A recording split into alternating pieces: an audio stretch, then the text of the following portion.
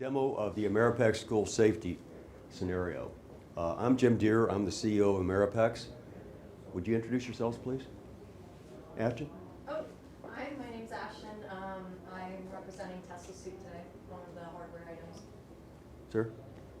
David York, Assistant Chief, UTV Police Department. Sergeant Vanessa Losi, Houston ISD PD. Oh, congratulations. Carl Ramke, our training, representing 3 school districts in Lee County. Andrew Winslow with AR Training. Good morning, Ken Adcox, I'm the Chief of Police for the University of Texas Medical. Oh. Good morning, Owen Conflenti, KPRC2 in Houston. Mohammed Plus, Houston Community College, VP. Rich Simon, Jim's Board of Advisors. Thank you. Could we have the next slide, please? Okay, so IMEROPEX is a business, but the service is called PEER, Persistent Environment for Experimentation and Rehearsal. What we're doing, we're harnessing VR and data science to determine what factors could mitigate a crisis before it occurs in the real world. So we're a data company enabled by VR. I want to emphasize that. Can I have the next? So the purpose of the demo, twofold. One, we want to get user feedback from the operators and also observers like yourself.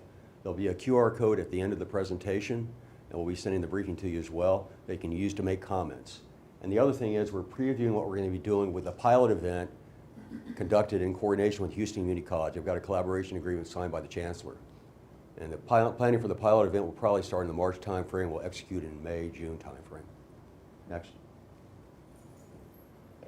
So there are 2 components of this. One component is the technology, the full diverse reality unit that's patent pending. What this capability does, it integrates the operators in the environment that is indistinguishable from the real world. So you have multi-sensory experience with a treadmill to move around realistically in the environment, a bodysuit that gives you a full body experience, haptic gloves for the feeling of touch, headset for audio and visual, integrated through a game engine. So it's very much like the movie Ready Player One, if you've seen that. Set in 2050. This is set today. And the reason we're using this is to create a realistic experience for our peer scenarios so that the operators believe they're there. The more they believe they're there, the better the data coming from the event. Next slide, please. The other part of it is the data scientist. My data scientist is Izzy Kohler. She's in Rochester, New York. We're not here today, but we're going to do advanced data science to understand why things happen, creating an experimental design, generating data around various metrics, determine what factors might make a difference. Operational, procedural, technical, and using that data to make decisions on what to do differently or what to buy. So it's a way of vetting solutions, procedural solutions and technical solutions. Next. So in this demo, you'll have 2 Humble ISD police officers equipped with a full diverse reality unit engaging an active shooter. The active shooter will be a virtual, non-player character enabled by AI, and then the virtual students and teachers will be non-player characters enabled by AI. Next slide. So in the demo, these 2 ISD police officers will be engaging a shooter under different conditions. One condition is a base case condition where they're under normal conditions they're engaging an active shooter. Another situation, they'll have facial recognition in place and determine the impact of that. In another situation, we'll have shot detection in place. We're kind of showing how the data might be collected to understand what's causing what to happen and what you might make a difference as far as safety and security. And generating, I want to emphasize, the data we're generating is notional. It's not meant to do anything with it. It's just showing how the data could be displayed and used to make decisions. Next. So I am managing this, but I have multiple partners. Shiny Box, the lead developer. Moat Casey is my advocate. OmniSpace 360, they're going to partner with me on running the dome. When we do our scenarios, we'll have a dome along with it. So operators and stakeholders can observe what's going on. Valiant Digital, we're producing a video of this as well. That'll be available in February. Morphic is my web developer. ION, of course, we're working in this facility. We want to conduct the pilot here, as well as opening the business later in 2025 here at ION. And Maze Virtual Labs is the hardware company we're working with to vet the hardware solutions we're using. Okay? So your input is important. There's a QR code. You can use that. We'll be happy to send you a briefing where the code is there, but you can use this to make comments on what you saw. We're doing this to build a better product. That's why we're doing this. hold it up for a minute or so.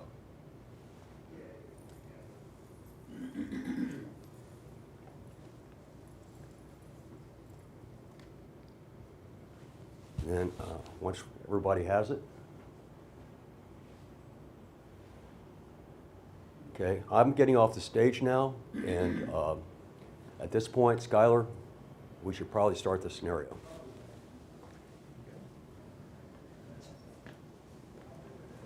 That'll be what we show after the scenario.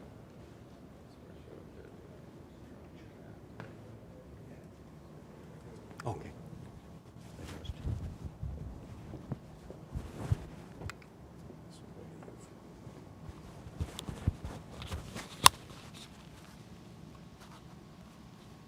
That's for Valiant, for your other guys. Yeah, it's first.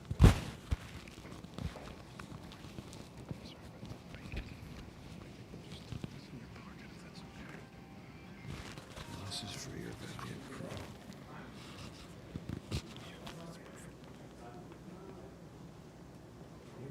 Yeah. Did you give us a signal? Okay.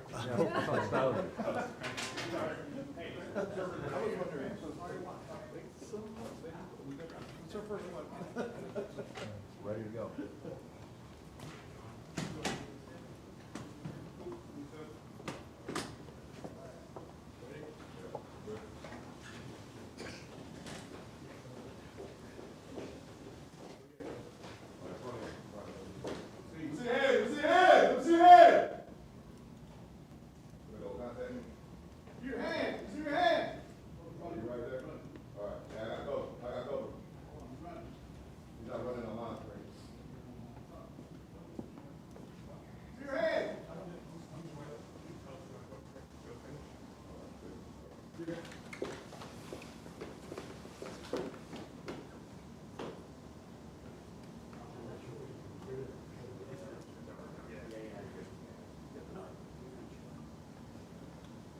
One second, guys, for scenario 2.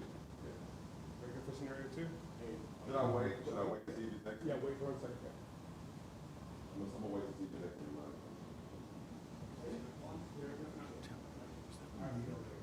Was that one moving? Was that one rolling over there?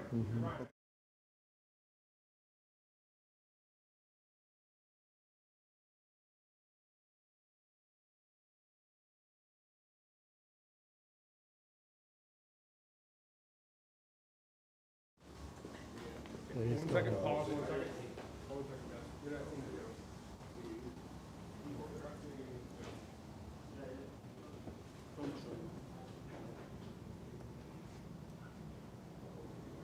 Yeah, you're right, you're right.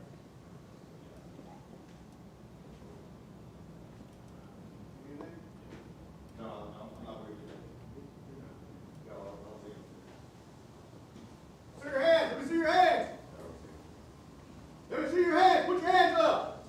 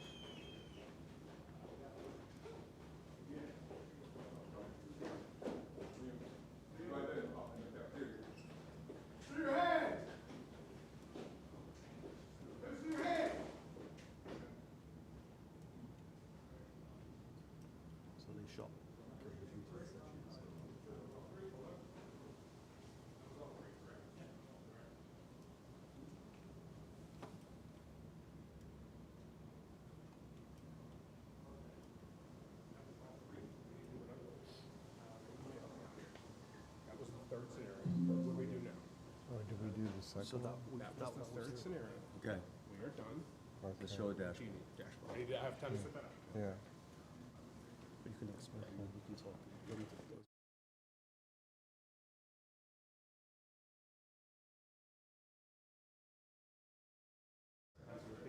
What you just saw were three scenarios. There were three variables Jim talked about before. The first one, the officers had no information at all, no shot detection, no facial recognition. All they knew, they are prompted when they go into the scene that there is a shooting that's happened in the school. They don't know where the shooter is. They enter in a location, they don't know where the shooter is, they have to find them. The AI of the shooter is dynamic, it behaves somewhat randomly based on how a human might behave. So sometimes it will engage them. In this scenario, you saw the shooter drew a weapon and started to aim. In the other one, the shooter surrendered immediately. So that was scenario one. You saw that when the officer went close to him, the session ended. That's an apprehension. In the second scenario, we have shot detection. So the shooting has happened. The students are all in their classrooms, they're hunkered down. You saw the debris on the floor and sort of chaos. The officers arriving after the fact, but they know where the last shots were held, that were taken, so they could go straight to that shooter and then engage when the shooter drew a weapon, they engage the shooter. In this scenario, there is facial recognition. The officers knew before the shooting happened that that this shooter, they got a description of someone in black pants, green shirt, who was in the school. Obviously, you saw the students, and I don't know if you could hear it, but they're looking for the shooter, and then they're starting to hear gunshots. The shooter starts to shoot, the children scatter, and they take them into rooms and lock them down, and then they found the shooter in the cafeteria, engaged. And when the shooter drew the weapon, the officers engaged, they terminated the shooter. We're not going to show anything that's going to traumatize anybody in this demo. So as soon as they shoot the shooter, the scenario finishes. So those are the three variables. What we're doing now is collecting the data on how long it took you to apprehend the shooter in each scenario and the different casualties. We're simulating them. We don't want to show anything too loud to you guys. So what's happening is when the shooter is free to engage, when the officers aren't there, every shot the shooter has could be creating a casualty. So we're generating that data now, and we're going to have that on display in the so bear with us. Thank you very much. Can I ask questions? Yeah, please do. So in the scenarios, the three that you had, there were just a single gun that the shooter allegedly has. But what we're seeing is more automatic rifles and this high-powered, I'm not a gun person, whatever currently what they're using. So do y'all have those scenarios? Yeah, we can use that, but we're not doing that for this particular. And how would we know the difference between the single gun versus these high-powered things would be on the demonstration and I would think would make a difference, so that's why I'm wondering. Yeah, it could make a difference, yes, but we're representing a handgun in this scenario. So the platform that we've developed supports various operational variables. So the difference between a rifle, a shotgun, pistols, multiple pistols, we can simulate all those things, and that can be one of the variables that you're testing for. What difference does it make when it's a pistol versus a 5.56 rifle or whatever other mechanism? If there's one shooter or two shooters, each of those things is a variable. In order to collect the data, we have to isolate those variables. So the idea is that we would pick one variable, run a bunch of scenarios. The more scenarios we run, the cleaner the data we get, because the AIs are behaving like somebody might. They might be very aggressive. They may surrender immediately. So it's just about building these experiments with the data profiles. But there's really it's software, so there's no limit. We're not constrained by any hardware requirement. We can simulate pretty much anything. So whatever the operational variable calls for, we can implement. Yeah, I'm going to answer that AR question that you just asked. Why doesn't he have an AR versus just a pistol? So right now, just kind of like a beta test is starting off with one gun. He just answered it a little bit, but I'll give it to you like the easier version. This is the start, but your question is very dead on. Why doesn't he have an AR, multiple guns? Well, we're starting this and we're learning it. Also, the officers are learning this as we're going. So getting this off the ground is where we got to start. Where this will end, there's no limitations, because we can put anything in anybody's hand at any time. once we get there, it's gonna get there, but right now it's a building process. It took a long time to just get to this point, understanding it, and I started this training back when Columbine started, which was just regular guns, that officers, that the two kids had, that their parents gave them, which were just regular bolt action rifles that they were using. And now we've gone from pistols, where you go to Sandy Brook and you go to pistols, and then ARs, and then almost everything you're seeing are a pistol and an AR. We can go back to Uvalde and other deals that have been happening. So, to answer your question, we're getting there. This is just a very, very start, and it's a very basic start. So it's really, as hard as is what this looks like, it took a very long time to get to this point. And as we get to the next point, it's a jump around. And then these guys are back there planning and doing all this technical stuff that much of us have no idea, especially me, someone from law enforcement. But to get here and then work in those suits is so difficult. They're getting used to it, acclimated. So the one gun's the easier part right now, and we'll get to the other one. Does that make more sense? So you'll be able to, go in, I guess, like the gentleman said, hey, the sky should be the limit. So Yes. you're looking at, you could add tourniquets, stop and bleed. You could do tourniquets, because everybody knows we carry our medical pouches now. Every single officer in the country almost has one. I carried one for 28 years. Well, actually the last 10 years of my 28 years. And so that can be applied.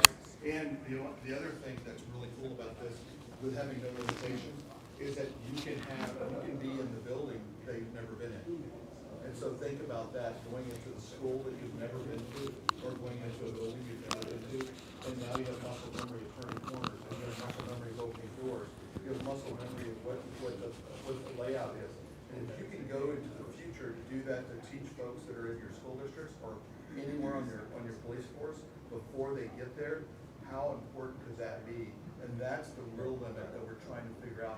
How can this go to the furthest point? I did this training years ago, and there was training for going to Afghanistan.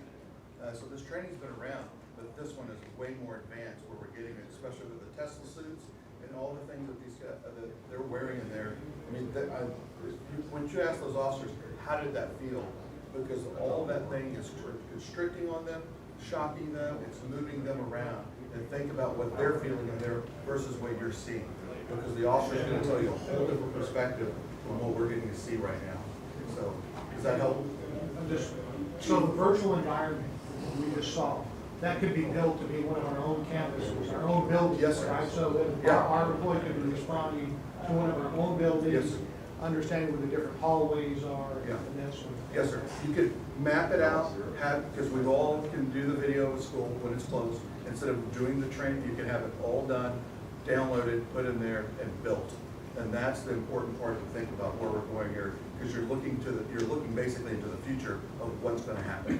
And those officers know where to go and how to move and what to do right at that instant, and not have to think about, I've never been in this building, I don't know where that's at. I don't know where C-Wing's at. I don't know where that door is to go into the gym. I don't know where the cafeteria is. Well, they do the training, they can know the whole thing. And so that's what we're trying to build. So that's when you think about it in that concept, that's kind of mind-blowing when you get to that point. Because officers do, because the officers are in there, no muscle memory. Is that the right one? Yeah. It's a time of 2 minutes and 15 seconds. Yeah. Okay. As we go through that. What's up? Oh, and no other numbers? Because nothing happened. Okay. Yeah. Nobody was injured. No fatalities or anything like that. That's the data guy. Yeah, this is the data guy right here. Oh, yeah, Tim, sorry. Tim's going to talk to the data boy. Yeah. So can we let trade me switch places with here? you. All right. Squeeze through, thank you very much. Yeah, hi, I'm Tim Lacey, a physician and scenario developer with the team.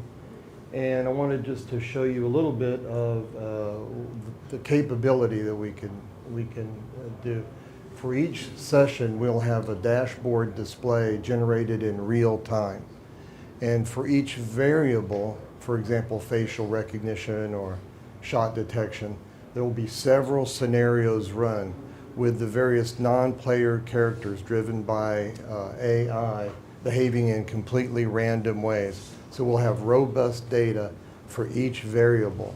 And the way our experiments will run is we'll evaluate every single data and compare them with one another. And at the end of the day, after all of our scenarios are run, we'll have successful data for each potential variable. And what you see over here is just an example of the sort of thing we can collect. For example, this particular session that we're using as an example, it completed in 2 minutes and 15 seconds. And most of these scenarios are over very quickly, as we know. And then we also can collect the number of victims. Fortunately, there were no victims here that were injured. Responder injuries, if police officers are injured and they feel it in that suit that they're wearing, they'll feel it there, which will give it a sense of realism when they're responding. And then the number of shots fired by the assailant. And we have some zeros here, but this is the type of thing. And then we can plot the overall statistics. And any of these data points can be changed. We can alter the way a dashboard looks depending on what the user really wants to see. So all of this is very flexible. Any questions about the data? There was something about the data guy. There was a question about. I was kind of curious as far as, I guess more dealing with the suit itself. Mm-hmm. You're saying that the officers feel, getting shot or whatever. Are you collecting data as far as like their heart rate? Because once you get your heart rate checked up, you're gonna have auditory exclusion, tunnel vision. So it kind of be interesting to see, where your officers are at. Right. And I don't know where this, these scenarios start in the hallway, but, from already officers arriving, they're already getting jacked up, and then now, obviously they're gonna make their way from the patrol vehicle to inside the building. And so I don't know if that would be in a scenario where, now the guy has to run 30 seconds before he gets to the school, or 20 seconds, or whatever. Well, apparently I'm in the dark about that question. So, I'm sorry, yeah. So, yes, our suits can collect biometric data, and depending on what we want to collect. But yeah, the answer is yes. And even eye tracking data within the VR system. So the AI, the threat movement, that's not based on like an analysis of the hundreds and hundreds of school shootings we have already? Because you don't want your threat, if there's an open classroom and a bunch of people in there, that's where the guy should go. Right. Law enforcement shows up, probably moving away from them. So I guess if you're saying it's so truly the random, answer I don't is, see the value in well, that. true, but it will be built on that. So for this demonstration, it was randomized, but for our next pilot assessment, it will be based on those behaviors that we know. I'll let Daniel talk about the AI component of the software characters. Yes, so for this version, we have to strike the balance between realistic human behavior and not it being so chaotic that we can't get meaningful data from it. So the way we're implementing, we call it AI, it's really a set of programmed behaviors that simulate how we expect a human to behave based on previous experiences that have been had. So this is not like ChatGPT making decisions about the behavior where it kind of hallucinates a little bit or anything like that. We have very prescribed behavior, inputs will produce conditions which will generate outputs which are deterministic. So in this scenario, our shooter has essentially 3 behaviors.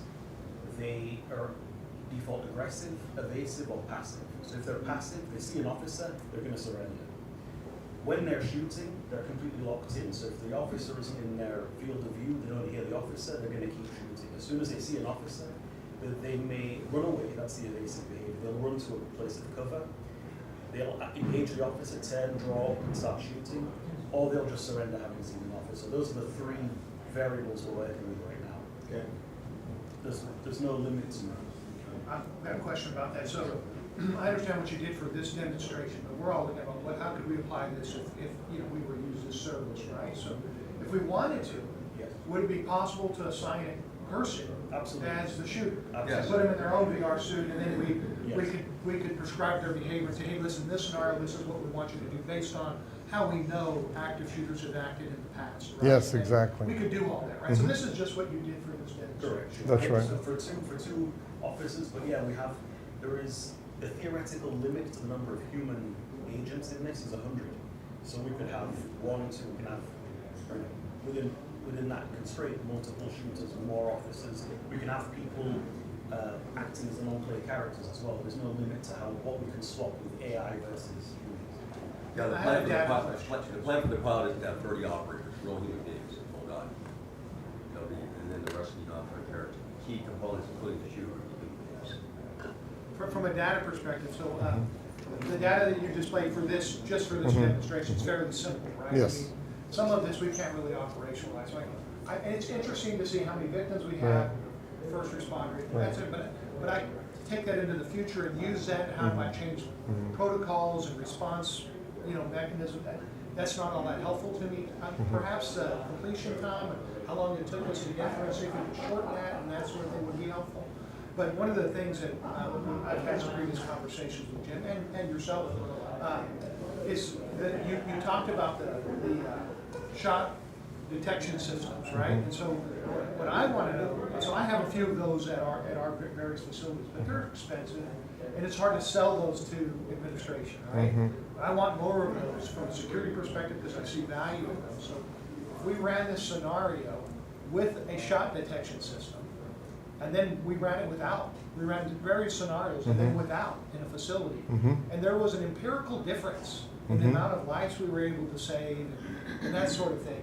That would help me go to the administration and say, hey, we need more of these because there's value. I mean, when there is an emergency of this type, we can save lives, Well, right? And they can empirically see that because we've tested it, right? So I really think from a data perspective, focusing on those sorts of things that might help us drive protocols and maybe purchases.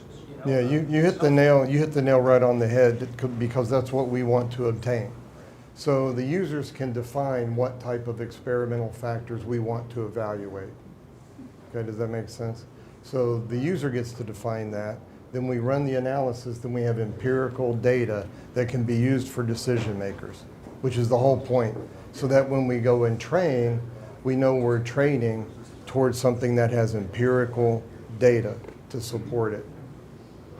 Yeah, a few comments. Number one, we're planning to do a pilot at Snowkin, and the pilot will last a full week. And we'll be collecting data that will make sense statistically. We'll run multiple scenarios and multiple factors to examine the impact of those factors on the mission. And we'll coordinate with Houston Community College, but we want multiple stakeholders to be involved in planning, school district around the Houston area and so on, and UTMB as well. And then we'll look at the factors analytically, and as a result of that, we'll be able to make recommendations based on good hard math. But right now, we're just giving you a taste of what it might be like. Now, what I'd like to do is have a police officer come in that participated in the scenario. We'll talk to him about what his experience was. Go ahead, introduce yourself. How y'all doing? I'm Corporal Gonzalez. It's a mic. I was a mic. I was not prepared for this, by the way, guys. Sorry about that. I think the main thing is me being an alert instructor with the VR process of it. It's kind of like, we don't get to feel the impact of the firearm. When we're teaching alert, we use the little paintball thing. So when these guys make a mistake, they feel it. They're like, oh man, I'm not gonna make that mistake again. I think with this and the suit, it's a little tight, it's a little hot, but I think it's getting our adrenaline pumping and it's making us make mistakes. That way when we make these mistakes, we can fix them now. That way we're not making the mistakes in the schools, you know what I mean? So I feel like this suit is pretty good. It's giving me the effect of like when I get shot, I'm like, okay, I got shot in my leg, I got shot in my arm. It's giving us that ultra factor in there instead of us just being on virtual reality. It's really much, yeah. Anybody have any questions Yeah. for Joe? What's it like running on the treadmill? It's pretty hot. I mean, y'all not back there watching us, but I kind of cooled down now. I was dripping sweat, like all through. My glasses were fogged up, so I'm trying to put a good show on for you guys. If you hear me yelling, that's just me. That's just my personality. So that's how I train. So it's just me. Corporal, when did you start this? Yesterday. I literally walked in. I didn't know what was going on. They're like, hey, you guys, you're gonna come through and do a demo. Okay. We get here. I'm looking around. I'm like, oh man, whether it be on treadmills or whatnot. So I literally just started doing this yesterday, so real little, slow on the machine. Just bear with us. Unfortunately, the TV broadcast is covering our first demo. Okay. Yeah. Was it hard to get used to? A little bit, only because I'm 6'3" with a size 15 shoe. So if you go look at the circle, I have to take very baby steps, and it's kind of like I'm tap dancing in there. So it's very hard for me to get adjusted to. But as I continue to do it, it's getting easier. So agility might kind of be a bit of a challenge? Yeah, for sure. You need to be in shape to do this because it's going to take a toll on you. Because I literally went to the gym this morning and I'm kind of trying to catch my breath over there while I'm doing it. So. As a police officer, is it helpful? I believe so. It's like I said, it's that extra training we get. Not all the time do we get to put on alert. If we have, if this is available to us, we can use it. I mean, there's always different things that we can use. I think everything we can get is helpful for us when we're trained to prepare for things like active shooter situations. So what does it feel like when you're saying, if you were shot? So it's just, as you can see, it's like really skin tight. There's like sensors on here, on the legs and whatnot, and even on the hands. So when we shoot the gun, it's kind of like a recoil from the gun too as well. Before we started doing the testing, they had a little pressure thing where it's like, it was to the point where the highest pressure was making my hand twitch up or I couldn't even move. So it's pretty intense. They don't have it that intense when I get shot, but I definitely feel it. It's like a little, I don't know if you ever had those, have you ever been in the Galleria? You have those people come up to you with those little, those muscle stimulators where they put them on your neck and your shoulders and they send that zap. That's basically what it is. It kind of like freezes you up. You're like, okay, I got shot right there or I got shot in my leg. How's your balance? Oh, I got pretty good balance, so I'm pretty good on there. Plus the harness is very, it keeps me steady. So I weigh about like 240, so it's holding me. So that's pretty. I feel pretty steady up there. So I want to emphasize there are two components to this. One is what Chief Adcox mentioned, the data, experimentation, but the other, after experimentation, is rehearsal. And that's where you come in. Yeah, of course. And that's where this comes in. So there are two prongs to this, experimentation, rehearsal, experimentation, rehearsal. And both are equally important. I think it's remarkable though when you think about an actual person who does this job every day, came in yesterday, and now they're actually performing in it. If you look at other systems out there, it will take you weeks to get spun up to the point where you can actually perform in that environment. That's incredible, actually. So when we do the pilot and when we do the service after the pilot's done, we're going to have at least 4 or 5 days of training events before we actually do the execution. So the pilot itself will probably last about a week, and we'll plan to conduct it here at IME. So now that we saw the demo fresh, can we see it again? Like, could he do it again so that he can see what we missed the first time? I'd be interested to see if there's, now that I'm aware of kind of what's going on, and is it possible or no? They're going to do it again at 10. We're going to do it again at 10. All right, It's going to be live again. Is that it? All right. Thank you, guys. Thank you. I didn't even need the mic. Size 15. No, I'm not mine. I didn't even need the mic. Here, thank you, Joe. I don't know whose that is, but we'll figure it out. Testing? Does it even work? It has an on button. It's the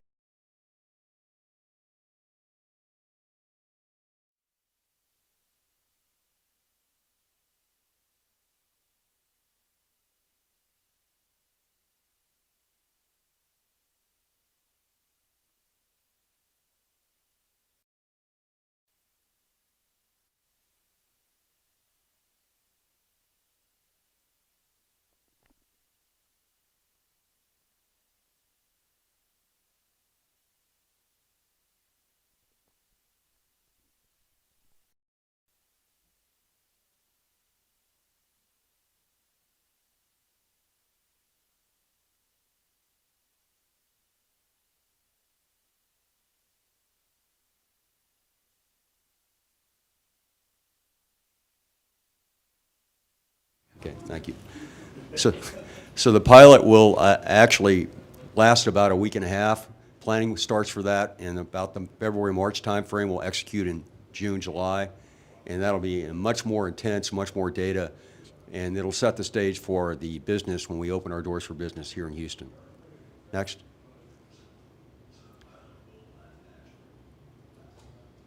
Okay, so there are two components of this. The technical component is the full diverse reality unit. That component provides a fully immersive experience for the operators, integrating multiple VR components together to provide a multi-sensory experience indistinguishable from the real world. The reason we're doing this is to make sure the operators believe they're there. The more the operators believe they're there, the better the event and the more fidelity you have for the data being generated by the event. And it integrates the feeling of touch through haptic gloves, audio and visual through this headset, a bodysuit, Tesla suit, and a treadmill, so you have realistic movement in the environment integrated over a game engine. Next, please. The other part of it is the data science. Hi, Jay. The other part of it is the data science. The data science allows you to determine what factors make a difference. So when we run these scenarios with human beings in the loop, we're going to determine what factors actually have an impact on the mission.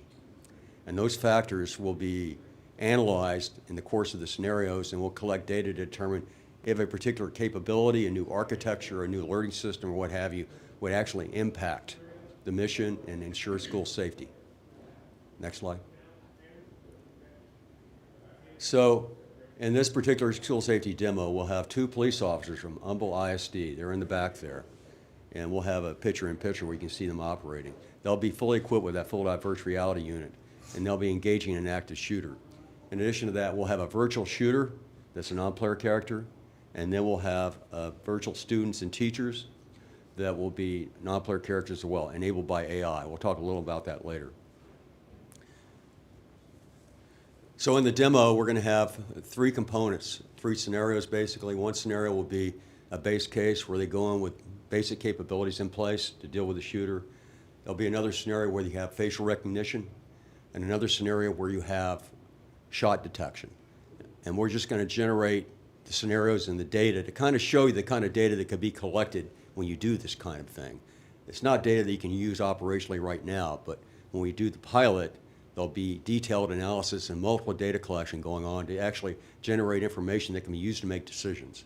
But we're giving you a taste of what it might look like in the real world when we do the pilot event. Next.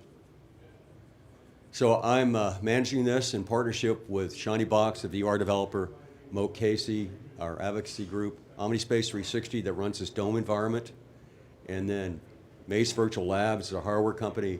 Morphic does the web development for us. Ion, of course, is a facility we're operating from, and Valiant Digital is doing the video production. We'll have a video produced of this event, be available in February. Next. So your input is important. Here's the QR code. We'll put it up later as well. This is a QR code you can use to make comments on the event. And once again, that's why we're doing it. We're doing it to collect data to make a better product. I think at this point, I'll turn it over to Daniel. Can you? Oh, there you are. I was looking in the wrong place. Daniel, can you introduce yourself? Thank you. I'm Daniel. I'm with Shiny Box. I'm on the software side. So I'll be fielding a bunch of questions later. But before we kick this off, which I think I'll have Skylar send the guys to fire it up, I'm going to describe the scenarios. The first scenario you guys are going to see is a shooting that's happened in the school. There is no information. The officers only know that there's been a shooting. There's no shot detection, there's no face recognition, so we don't know anything. We're seeing from the officer's perspective. So here, both officers are in the environment, and you can see them down there, and I'll let the scenario play out.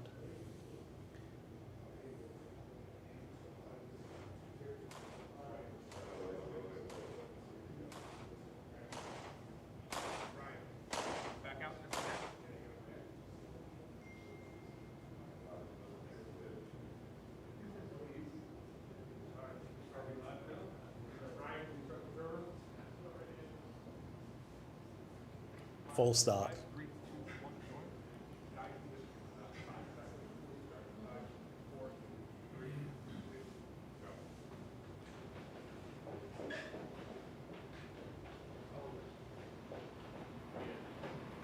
Yeah, I'm with you right here.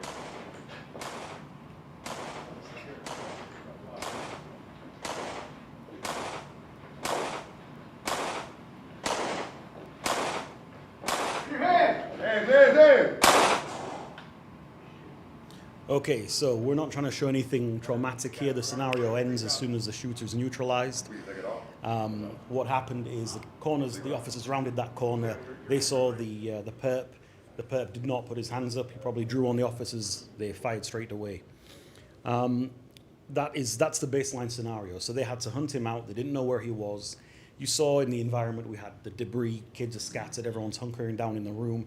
There's a lot that we're not going to show again because this is public. We're not going to show anything too nasty. But if you guys have any questions at this point, I can field them. And then we're going to let the guys cool down a little bit. We'll give them a few seconds before we go for scenario 2. Any questions? Are the officers back there holding something in their hands? No, Just making the motion? it's a great question. They have these haptic gloves. Yeah. And so what happens is when they make the gesture of a safe gun hold, which is finger off the trigger, the gun goes into their dominant hand. And that lets them hold a pistol as they actually train to hold a pistol, thumb over thumb, hand over hand. And then when they do a trigger gesture, the gun shoots. And it can detect whether that would be an accurate shot. That's correct. In fact, what we're doing here for this demo, again, just to keep things very public friendly, is the gun will only discharge when they're over the shooter. Right. So they're not going to be able to shoot through doors at kids or shoot teachers or each other or anything like that. Pretty good shot. Yeah. So what can you tell me about the, so obviously there's a umbilical cord to their back that's kind of feeding them into the system? Yes. How's that? I mean, it looks like it's pretty, probably don't really know it's there. It's like it's just kind of lightly on their back. How's that? Yeah, so they're in an omnidirectional treadmill. That arm you're seeing is supporting them while they walk in that treadmill. So obviously they can't actually see where they are. They're in VR. That supports them. It helps them move in that low friction dish. Yeah. Everything else is wireless. The headsets are wireless. Their images broadcast over the network. Same thing with the gloves. It's all either Wi-Fi, near field communication. It's wireless. It must be because they have full 360 degrees of articulation, and they could spin like this, so we can't have cables that can get tangled or anything like that. So that arm is just to help them do that. Yeah. Okay. So scenario 2, what we don't see is that they're getting prompted. So in the first scenario, they're just told there's a shooting that's happening. In this scenario, we're simulating a shot detection system in the school, and they're told where the last shots were heard. Now, it might not be, that's where the shooter is. The shooter could have moved, but in this case, they've been told where the shooter is because of that shot detection. So the last place he shot, we're simulating this. Now he hasn't seen the officers.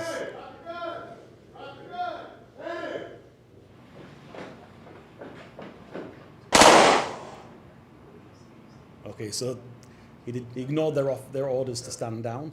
So they knew exactly where he was. He saw when the scenario started, they got straight there because they were told, shooting in a school, shots last heard at this part of the structure.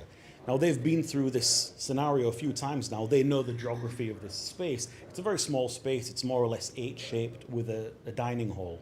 So when we say the shooter is in the bridging corridor, they know where that is because they've run through this a few times. And so that just helps shorten the scenario. You'll see the data that the time to neutralize him, to find him, was much shorter than when they have no information at all. The next scenario, we'll let them cool down again. The suits are hard. They're in wet suits right now. So what we haven't seen yet is the shooter shoot at them. When they get shot, they feel those impacts. It's quite painful. We're currently at about 35% power on that suit, but at 50%, it's brutal. So we're not punishing them when they've got a bunch of sessions to do today, so we'll take it easy on them.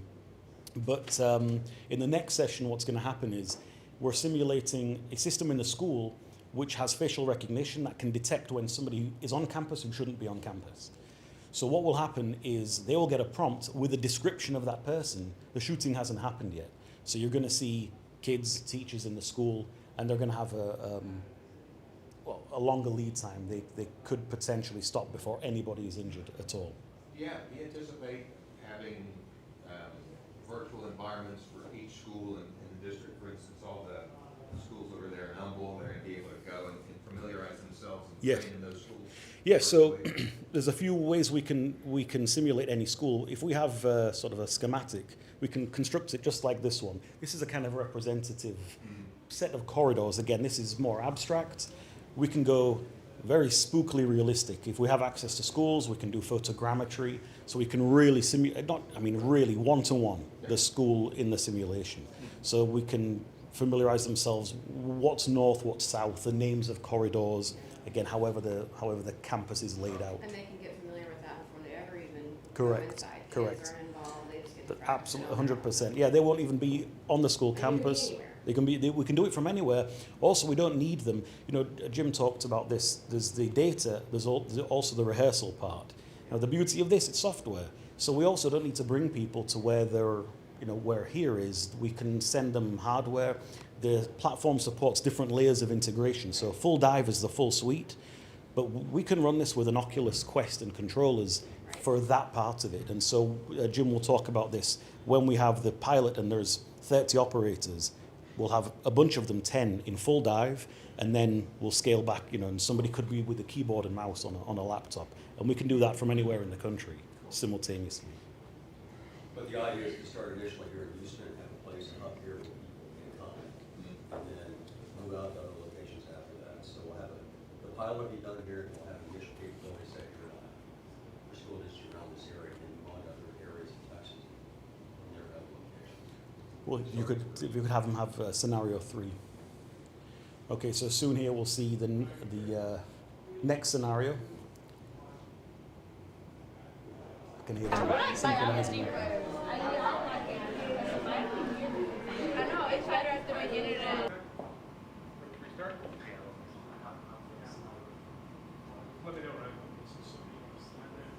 You are? 3, 2, join. Biology first. I know, it's better at the beginning Chinese and math are easy to know. They have been given a description of somebody who shouldn't be in the school. Clothes, hair, color of outfit. Shots fired. Hands up!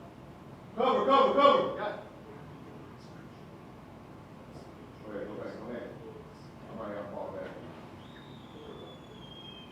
Okay, so when the shooter surrenders, and as soon as an officer lays hands on him, the scenario ends. So that scenario that the shooter was passive.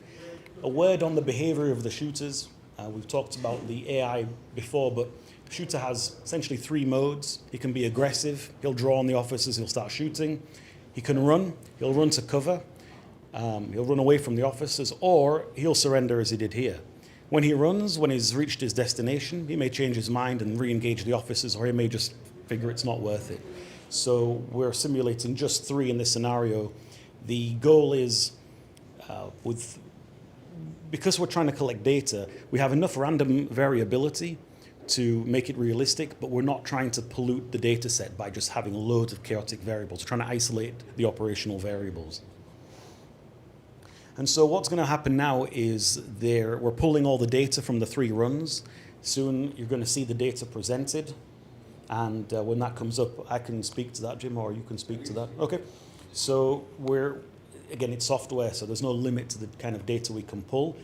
But the purposes are, firstly, because there are some random variables, the idea is each operational variable, you would run multiple simulations over that variable to account for the randomness. And what will happen is you'll get data, that data will smooth out with each run. It's like rolling 2 dice. Eventually you'll see 7 is the most common value. And so that's how you get meaningful data, even with some chaotic variables in them. Then with each operational variable you change, you run multiple scenarios. So you can compare those variables. Also, we can run operational variables in parallel. So you end up with a matrix of different variables, and you can see how they interact with one another. Here, this is giving an example. Now, in each case, the officers stopped the shooter before anyone was injured. So it's showing the simulation time. We can see how many victims there are, no victims, no responder injuries. And once the officer's engaged, the shooter fired no shots in those 3 scenarios. So you can see here that this bar chart is this representation that you run multiple sessions and the normal distributions of the most likely outcomes will start to play out. Anyone have any questions about the data or anything they've seen to this point? When we do the pilot, we're going to run it for about a week. And we're going to collect multiple scenarios and multiple data. So we'll actually have significant data to make decisions. This is just notion.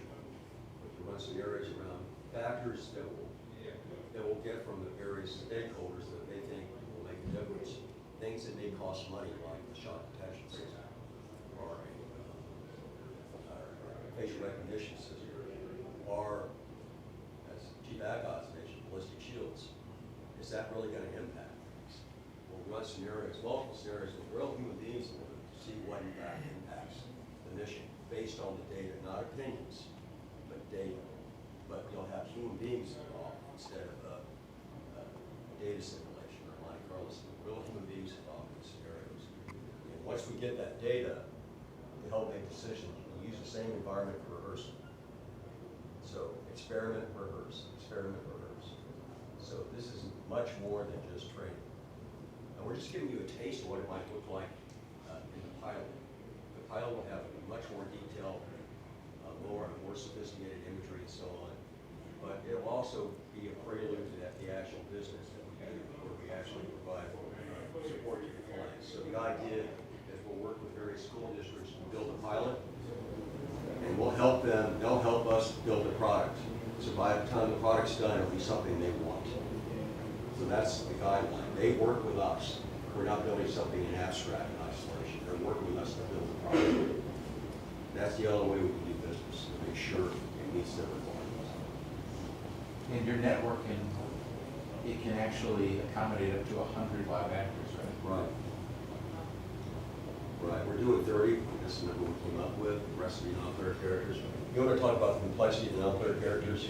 Yeah, so the NPCs in this version, we're having the behavior is not sort of machine learning based. This is not trained on human actions. That introduces a lot more randomness, a lot more chaos, and those systems have a tendency to start hallucinating after a while.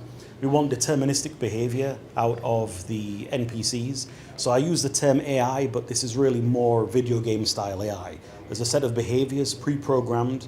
They respond to inputs based on a few personality traits of each individual NPC. Like the shooter can be aggressive, it can be passive. The teachers in this scenario, they have particular behaviors, how they go to the rooms.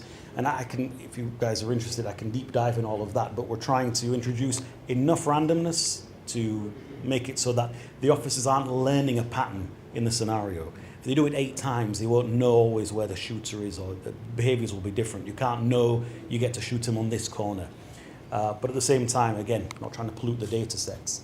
For the pilot, the other thing is because we basically don't have a realistic limit, a practical limit on the number of humans, we can have people role-playing as one or more shooters, we can have people role-playing as NPCs, and we can have people leading a group of NPCs. We can tap people to play out roles. And again, because we don't need people co-located, you could have people anywhere doing that stuff.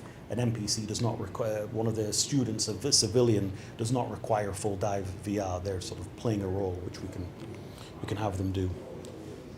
Meredith. Are you guys also able to kind of track, like, say, heart rate and respiratory to kind of know, like, when they hit levels of stress or what pieces are kind of... Yes, we have a system. We're not using it here, but we have a system in conjunction with the hardware provider where we can track pretty deep biometrics. We have actually 130 specific values, such as skin temperature, core temperature, systolic. We have multiple measures of systolic, so we can get really deep data.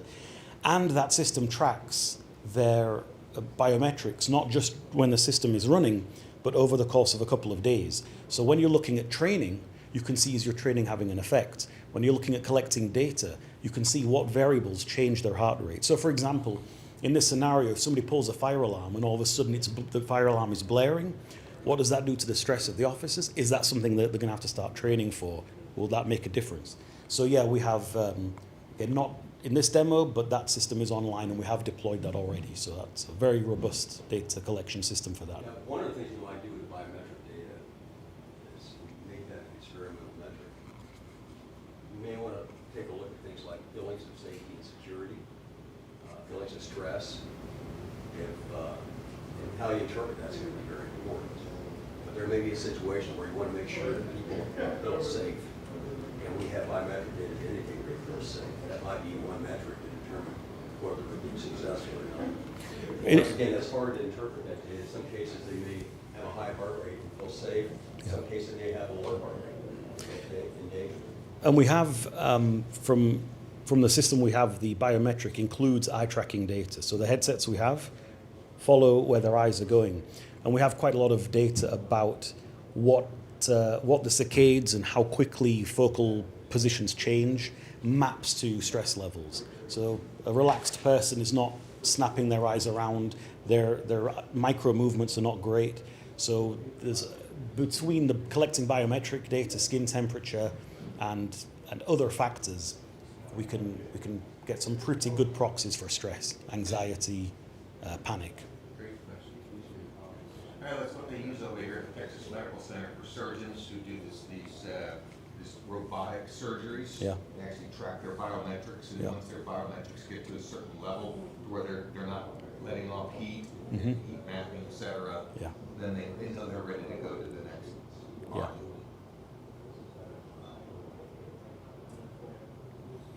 All right. Well, what I will do is, Skylar, can you have them put back the QR code? Oh, it's in the pack. Well, they even perfect. Okay. And well, we can break. If anyone has any questions, come and see me or any of the fellows afterwards. Thank you. Yeah, great job.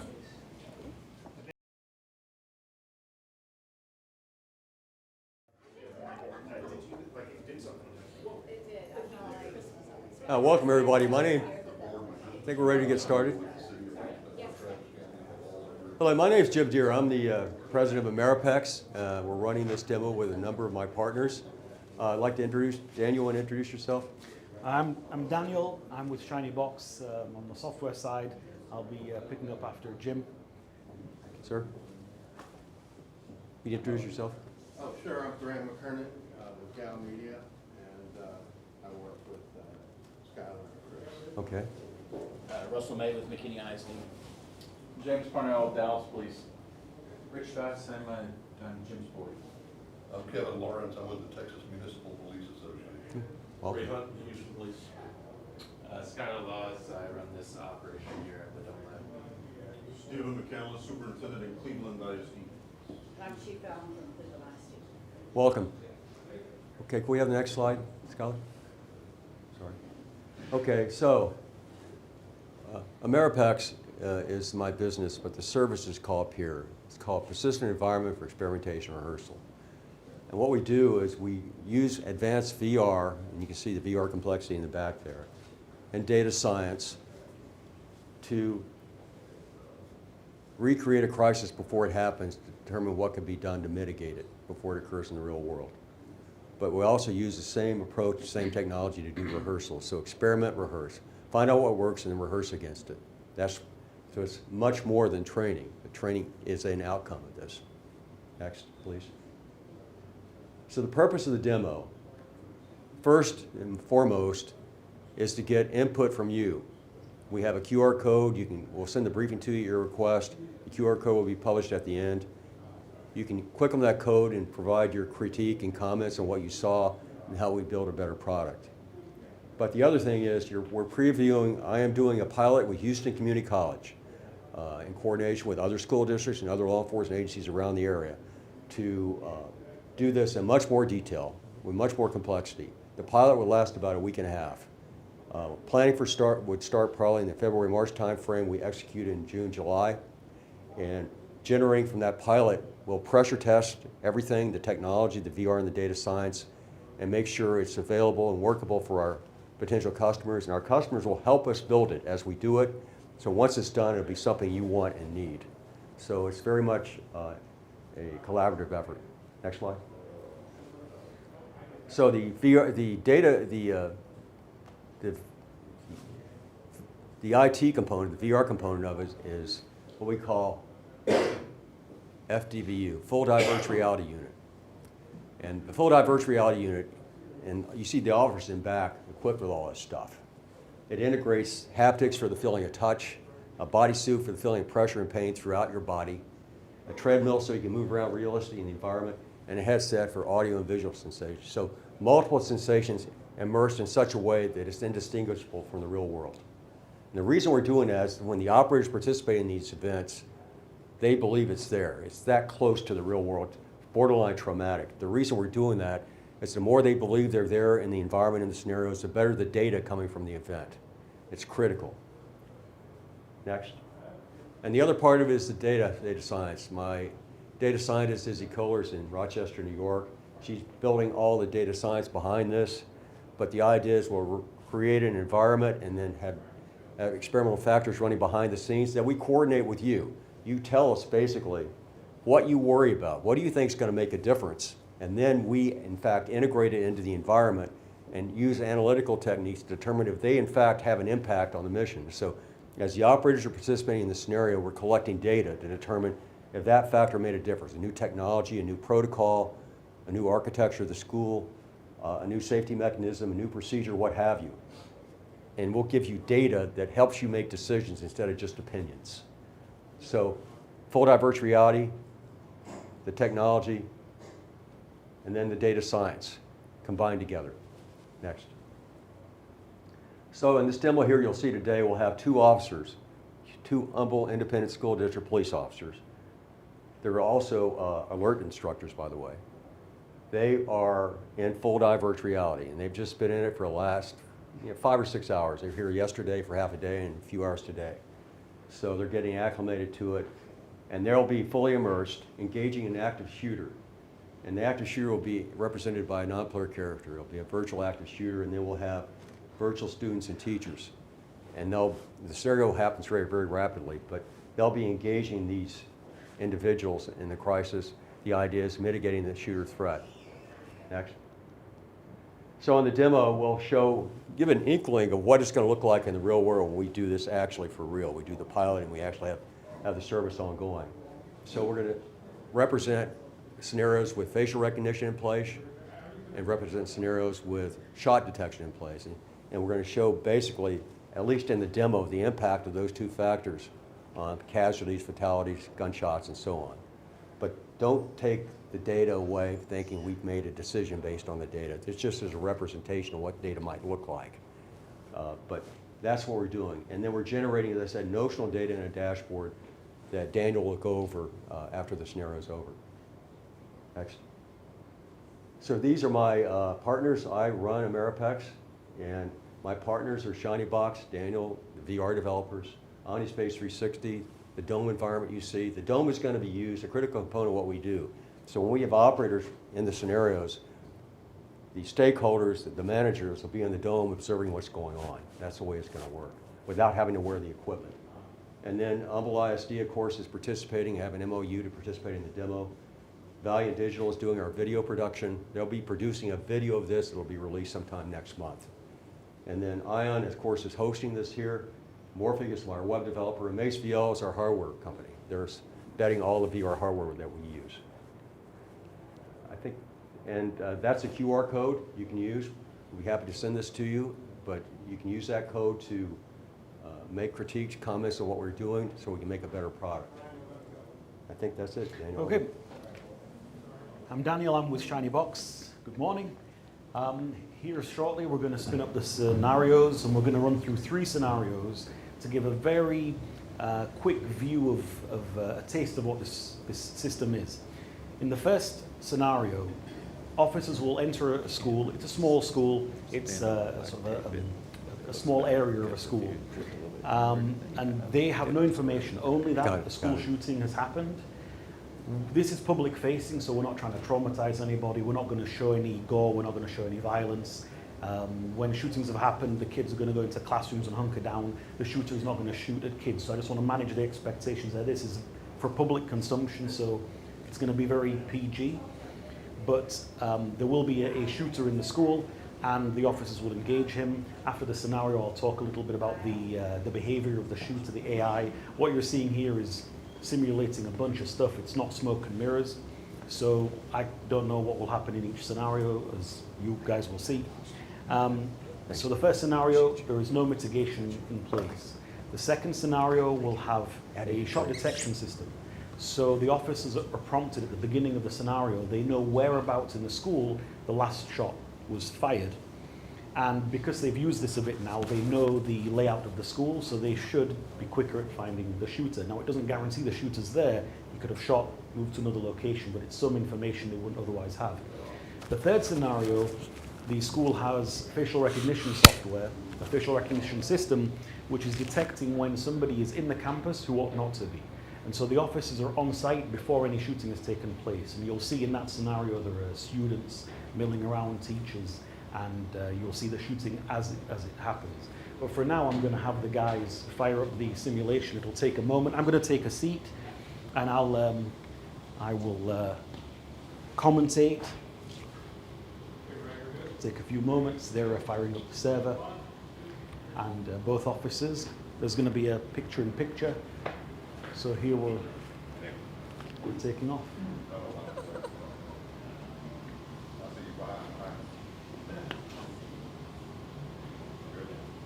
We're good, go.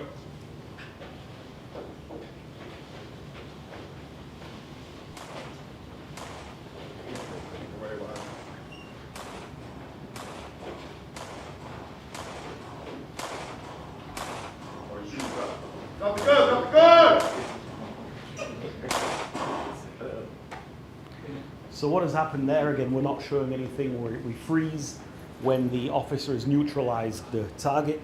So here, we're simulating casualties by the shooter shooting at the door, behind which there are children. And after a certain number of shots, we're going to register casualties. So if they take too long to find him, it's going to do it's going to register casualties. They had to find him. They didn't know where he was. It was just them searching through. We're going to take a very short break between each of the scenarios, let the guys in the suits cool off. It's pretty hard work. They're sprinting around, they're running, it's very physical. And what I'll do is I'll field any questions if anybody has any at this point. I will talk a little bit here about the AI that's driving the shooter. The shooter in this scenario has 3 modes. To Jim's point, we're collecting data from this. So we don't want to have lots and lots of random variables polluting the data we're collecting. So the shooter only has 3 behaviors in this demo. They are passive, aggressive, or evasive. If they're aggressive, if they're shooting, they don't see an officer in their field of view, they're not going to hear the officers coming. But if they see an officer, they'll engage and preferably shoot at officers. If they're passive, when they see an officer, they drop the gun and surrender. And if they're evasive, when they see an officer, they'll run to a point of cover. Once they've reached that point, they'll decide whether they're going to engage the officers again or just that it's not worth it and they'll surrender. So that is running in the background here.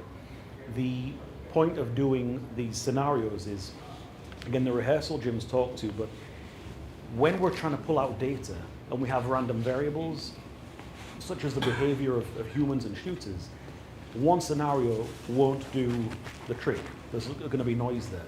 So the idea is that we'll run these scenarios multiple times, and then what will happen is those spiky events will smooth out and we'll actually get real data on, does this mitigation really save time over 10 runs? Does this one save time over 10 runs?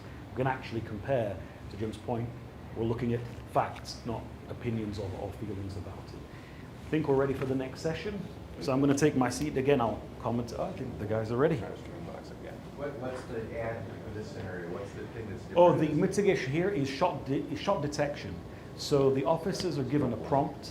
They know where the last shot was fired. That is not to say that's where the shooter is, but it gives them a bead. Now we have a small environment. That's more valuable as the school gets bigger, the simulated environment gets bigger. 5, 4, 3, 2, 1, go.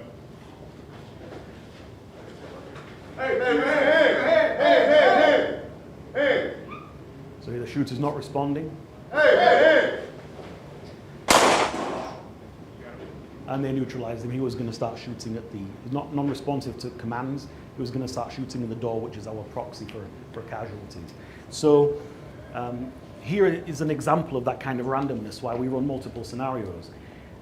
Because we have shot detection, the officers are given a location where he is, they'll come into the nearest entrance, and he happened to be right there.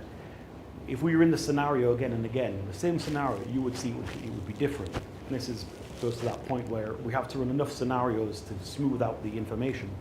The value of the officers doing this a few times now is that they have learned the layout of our school environment. So that shot detection system, they know what the thing is talking about. When they started this yesterday, they didn't know. And this speaks to some of the power of the future capability of this. When we have your campuses and we can put officers through this stuff, they're generating data, but they are also learning. If something happens, they already know what the layout of the environment is. They already know where they're going to go. If somebody's reported a particular location, it's not the first time they've stepped foot on that campus. They don't have to even ever go to the campus. Any questions at this point? So when they engage the bad guy, then on the screen they disappear. Is that what is? So what's happening here is, as soon as they shoot the officer, again, to make this PG, they can only shoot when their guns are on the officer, so they can't accidentally hit students, they're not going to hit teachers or anything, or each other. So as soon as they hit the person, the scenario ends for them. Okay. And so what we just saw is the snapshot. They leave the session. We saw just the last sort of state of the simulation. You saw the shooter going to shoot at the door. So this is, in this version, again, it's just a demo. So the shooter is not responsive. He does not respond to instructions. He's completely belligerent. And yeah, we're not showing any of the aftermath. We just want to, they neutralized him, and then we're going to move on from there. Any other questions? Or? I noticed that when you heard the shot, suspect had not started raising his gun yet. Yeah. Officers disappeared, then he starts raising his gun. Are they seeing something a little bit different? Yeah, so this is being broadcast, so we're a little bit behind what they're seeing. But also, he's non-responsive. There's a gun in his hand, so as soon as he moves, they made the call. All right, so I'm going to take my... Right, yes, okay, so what you're going to see here is the shooting has not happened yet. They've been, the school in this simulation variable has a facial recognition system, so it knows somebody is on campus who ought not to be. So the shooting hasn't happened yet. The officers have entered into a random location. They've been given a description of the shooter. But there's a bunch of students here, a bunch of teachers, so they're now trying to locate that person. Ideally before he starts shooting, but the shooting has already happened. You can just about hear these shots are happening now. We're following one of the officers. And looks like we found the shooter. Okay.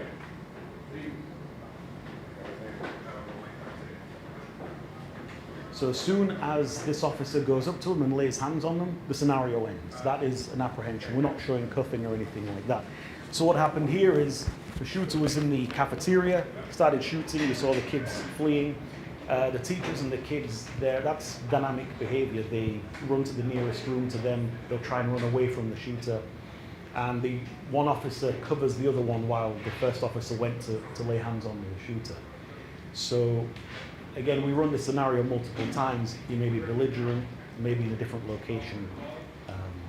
So right, they're getting pretty good at this now. They're able to get right to the shooter. Any questions?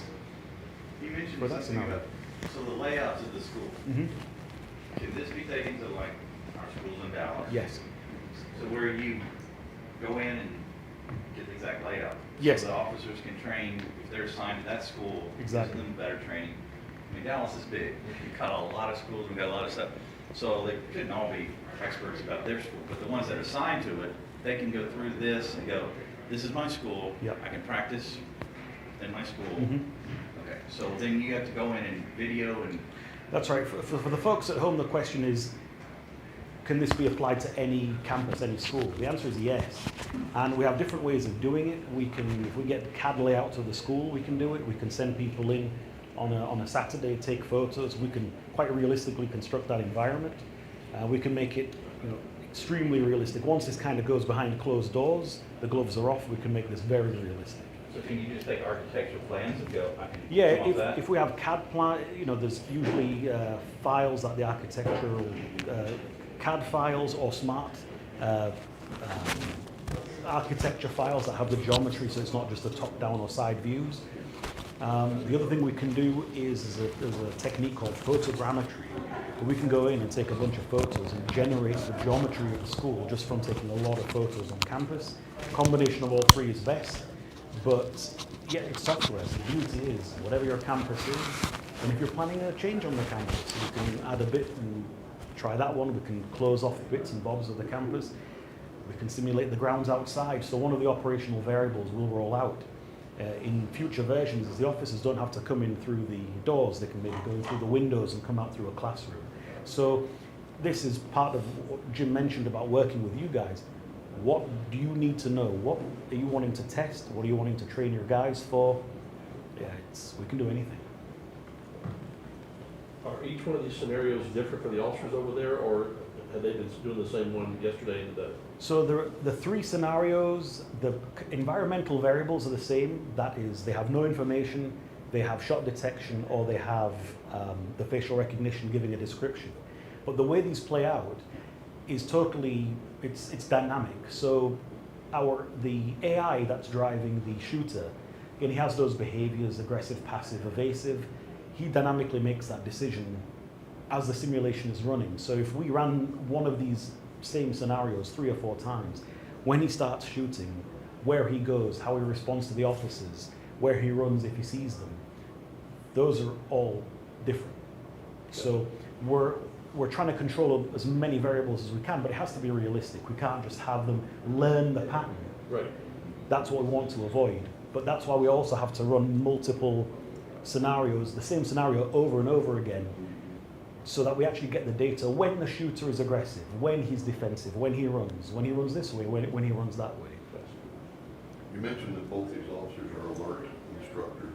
Yeah. Do y'all have any kind of working relationship with I've talked to Alert about they're aware of it. They were invited, but they chose not to? Chose not to come. But I did have a Zoom conference with them about a couple of months ago about what we were up to.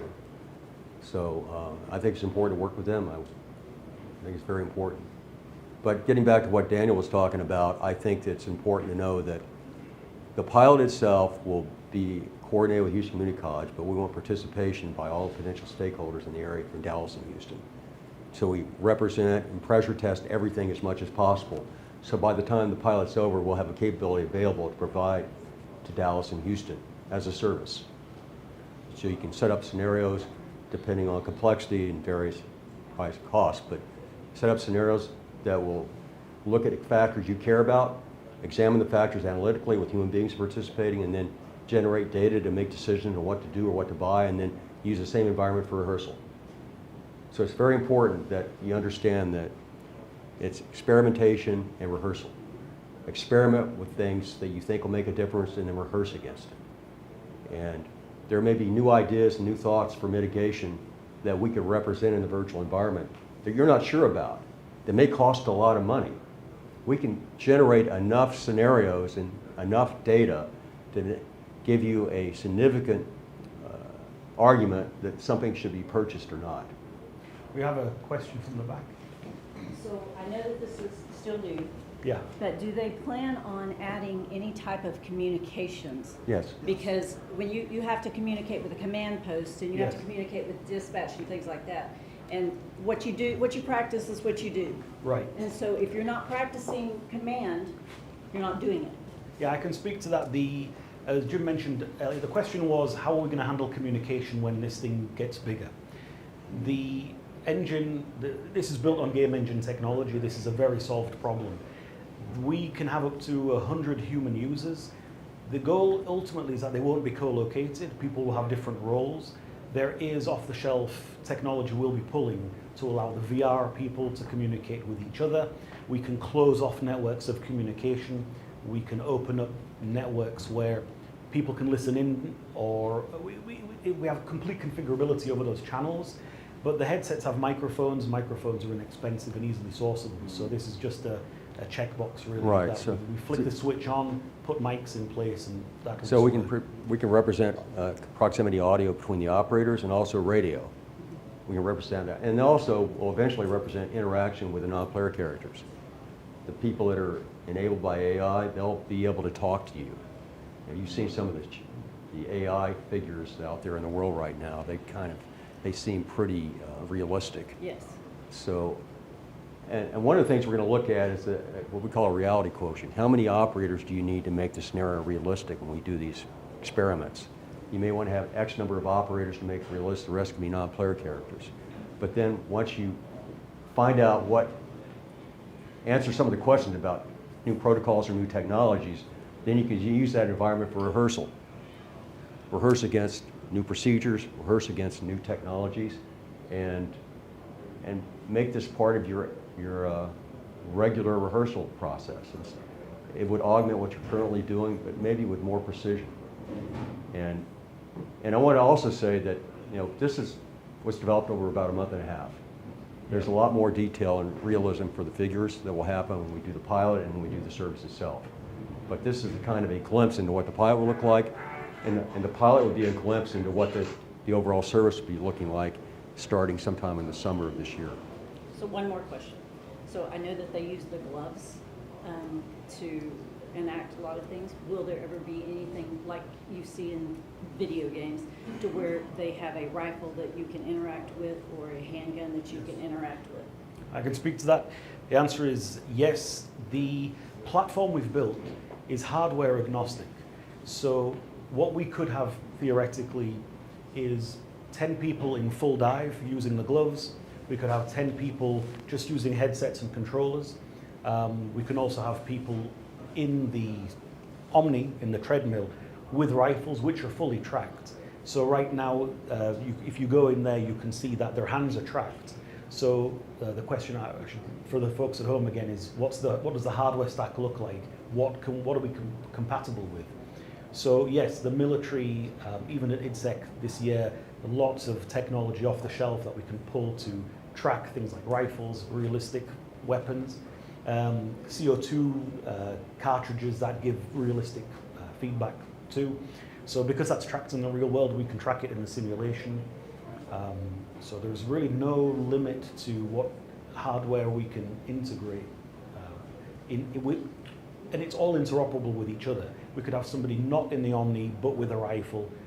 We can go full dive. We can have pistols which have trackers on them that are holstered, and the officers will draw in VR. They'll be able to see it. The sights will be where the sights are, and then we can control all of those factors. So in this case, what you need. they asked me when we were playing the demo, should we have a physical weapon or should we have a virtual weapon? So I said, let's do a virtual weapon. But as Daniel said, we can have physical weapons that augment the VR environment.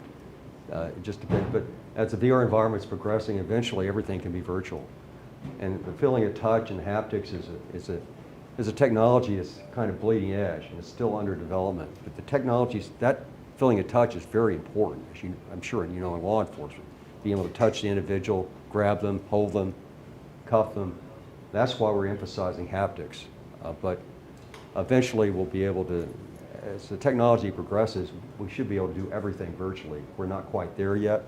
So we're showing some capabilities here that you saw in the movie Ready Player One. It was set in the year 2050. We're showing how it might happen today. And I'll go back to your question on communication. There's no limit, like you said, the capability of anything that can be put into this. You're seeing the baby steps of something being built that was built in a month and a half. And by the time we get to the pilot, you're going to see completely different. What those officers are seeing, if you put it on, you're there.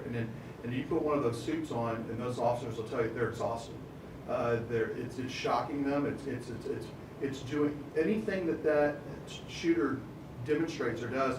Your heart rate, their eyes, everything that's going on in that is taking data.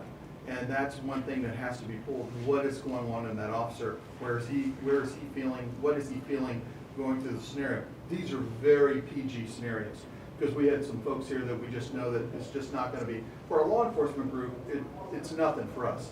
But for our groups that are not used to that, we had some that couldn't even come into this room to see that.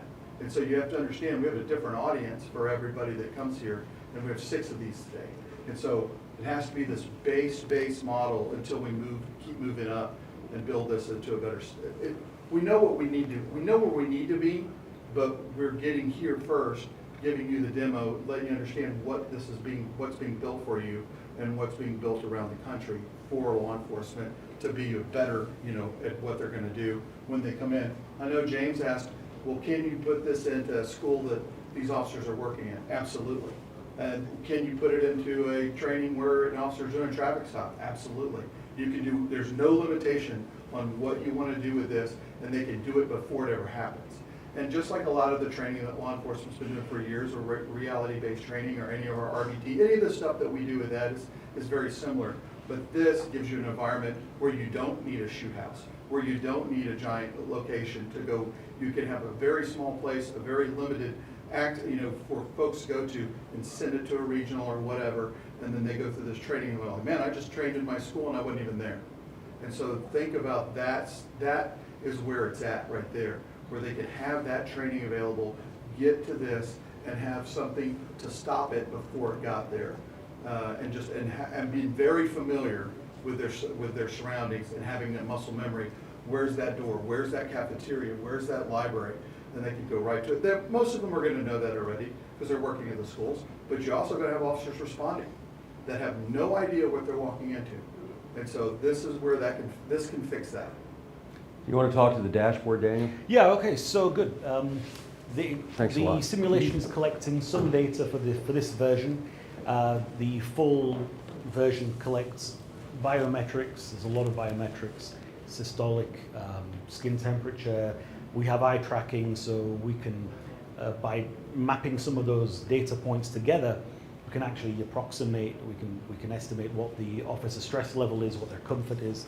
But for this one, we're just taking some low-level metrics and showing this mapped in a few simple ways. The longest scenario time, completion time, average times across the sessions that we've run today, how many shots were fired by the shooter, how many victims, and how many times the officers themselves were injured. There've been none of those today, so that's good. But this is, a kind of a snapshot of some of the data you get. Now, what's going into these boxes really is that you are subject matter experts. You know what you want to see. So anything can go here. There's really no limit. I want to speak to something that has been touched on, but I'm in the software side. Our background is video games. I've noticed that what happens is people turn on their Xboxes and they play, these games, and they look amazing, and there's so much stuff you can do, and it's incredible. And then they put the game away, and then they go to work, and this kind of barrier appears, and they're like, that's video games, that's magic, we can't have that. You can have that. There's no magic about this. If you've seen it, and you can imagine it, and if you've played it in COD, or if you've seen it in anything at all, we can implement it. Software has very few limitations that the real world has. So whatever data you can imagine you want to capture, worst case we can't capture it, but the chances are very good that we can. So what we're going to be doing in the pilot is to have participation of the key stakeholders in Dallas and Houston participate in planning and executing it. Operational participation of your operators and participation of your organizations in building the scenarios and executing the things. So once again, what we're doing in the demo is getting your input from the demo, but more so when we do the pilot, you'll be participating in planning it. So when the pilot's done and we're ready to go to market, we'll have something that works for you. We want to make sure that you're helping us make the sausage. So no other questions, so we'll let you guys loose. If you want to take any questions with us offline, come and speak to us. They can go back there too to take if you want to go and you want to take a look back at the hardware, operators where the equipment is, check to talk to them. Thank you. Apparently I misspoke earlier. These are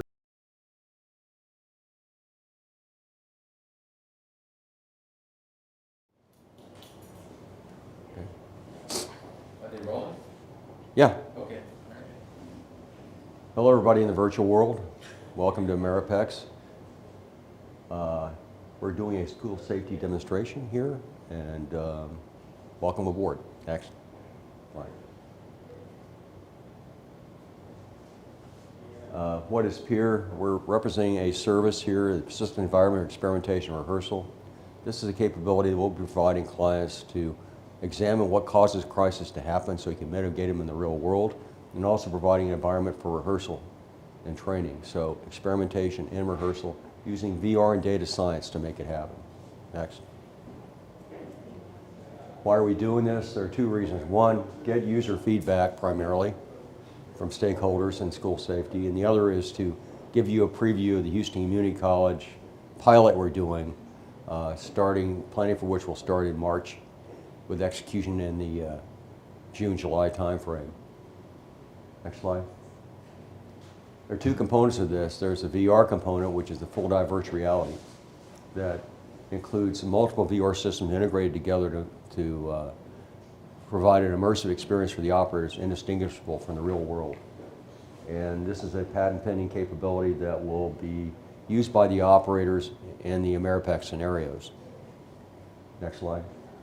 And the other part is the data science part, where we'll set up an experimental design and examine the impact of various factors on the mission by looking at a variety of metrics and provide feedback to clients on what factors make a difference and what don't, procedural, technical, operational. Next. And the school safety demo architectures, as you see, will have two Humble ISD officers participating in the scenarios in full virtual reality technology, and then we'll have we'll have a virtual shooter that'll be a non-player character and teachers and students that are non-player characters, AI enabled. Next. The demo will have, as I said, two ISD police officers engaging in an active shooter threat under multiple conditions. One condition will be a base case where we have no new capabilities. Another will be a case where you have shot detection. Another case will be a case where you have facial recognition. And we'll be generating notional data to show you the kind of data we can collect to make decisions on experimental factors. Next. So I'm sponsoring this, but in partnership with Shiny Box, OmniSpace 360, Virtual Labs, Mace Virtual Labs, Morphic, Ion, Valiant Digital, and MO Casing. And Humble ISD has an MOU with us to participate in the pilot. And your input is important. This is a QR code for the criticisms or critiques you want to make of the event to help us build a better product. Thank you. All right, I'll step up. Hopefully I'm not in the way. Afternoon, I'm Daniel. I'm with Shiny Box. I'm on the software side. I'm going to be talking you through a few of the scenarios, what they mean, and I'm going to answer some questions that have cropped up a couple of times. You're going to see three scenarios. The first is, as Jim mentioned, it's a baseline. There's been a shooting in a school, officers are responding, and there is no shot detection, no facial recognition, so the officers have to find the perp and neutralize them. The NPC, the non-playing character, the shooter, is AI-based, and he has a set of behaviors. What you're seeing here is there's no smoke and mirrors. This isn't kind of a scripted thing. There are a bunch of operational parameters which are fixed because we're trying to get clean data from doing multiple runs, but there are variables which are fully dynamic scenario to scenario. So where the police enter, the behavior of the shooter, how he'll respond to the officers, how he responds to the students. So we're going to see that it'll be different each time we run. The guys are getting ready right now. You can see the picture in picture. So I'm going to take a seat and I'll commentate on what's going on when they start.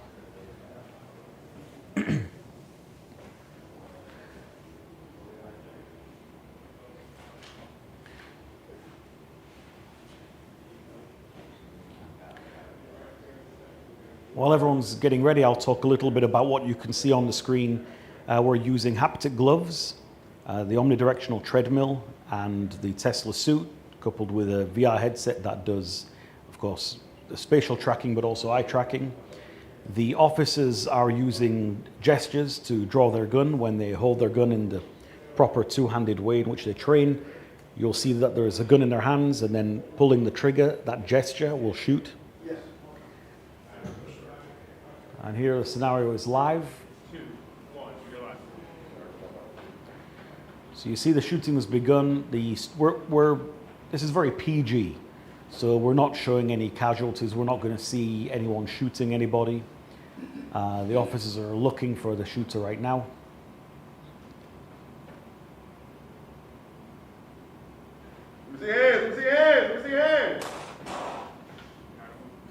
So that first shot was the officers neutralizing the officer. Again, the shooter. We're not showing any kind of gore or violence in this version. It's PG, public facing. If they fail to neutralize the shooter, he will shoot at doors behind which are the students and the teachers. Those will tally casualties, but we're not showing any blood, anything like that for this session. So in what you just saw, both of the operators, who are now going to have a little 30-second cooldown, we're also going to pull data out of that scenario, and we'll show that at the end. They had no information. They were prompted only that there is a shooter on the school premises, and they had to go and find him. So they were seeking. They did not know where he was going to be. They had no notion of that. In the scenario you're about to see, the next scenario, what we're going to have is they will be prompted, because the simulation is now simulating a shot detection system which knows the location of the last place that the shooter shot. Now that doesn't mean that's where the shooter is. The shooter could have shot and moved on. These are some of those chaotic variables. And the purpose of this is, of course, there is the training, the repetition side of this. But the reason that we keep random variables while we're trying to collect data is because we do not want the officers or whoever's using these systems to memorize a pattern of behavior. So every run will be different, but the parameters are constrained.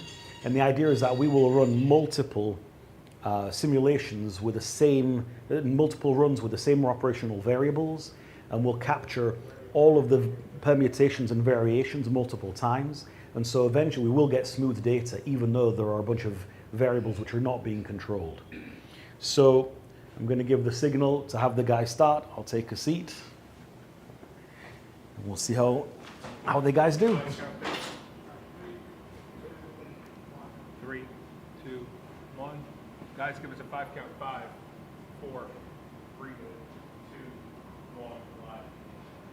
Hey, give me your hand. Hey. Drop the gun. Drop the gun. So here, the shooter is belligerent, was not following instructions, and not responding to officer actions. So they neutralized him very quickly. Again, this run was very short because they knew where the shots were fired. They entered at that location. The shooter was right there. So if we were to run that scenario 5 or 6 times, he might not be in that same location. He might behave differently. He could respond to the officers. He could not. He could be aggressive. He could be passive, in which case he will run away and then pick a different behavior once he reaches his destination.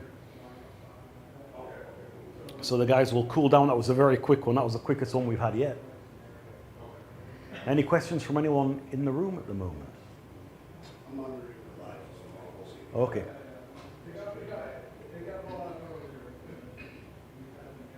So the next scenario will be a little bit different. In the previous 2 scenarios, the officers have entered into the school. The shooting has already taken place. The active shooter is there on site, walking around.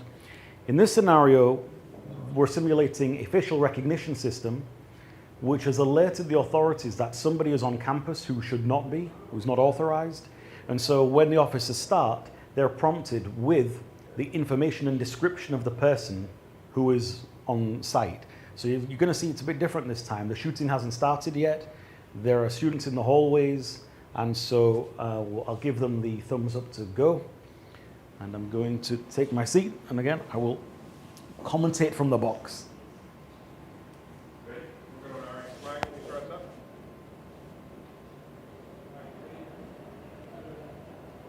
Dylan, 3, 2, 1. Guys, we're going to get a 5-second count. 4, 3, 2, 1, live. Yeah.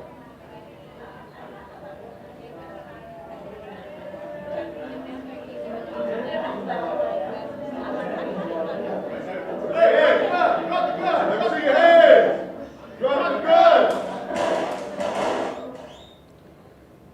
So in this scenario, again, the shooter was belligerent. He would not follow the instructions of the officers. And you see here, there's a slight delay here.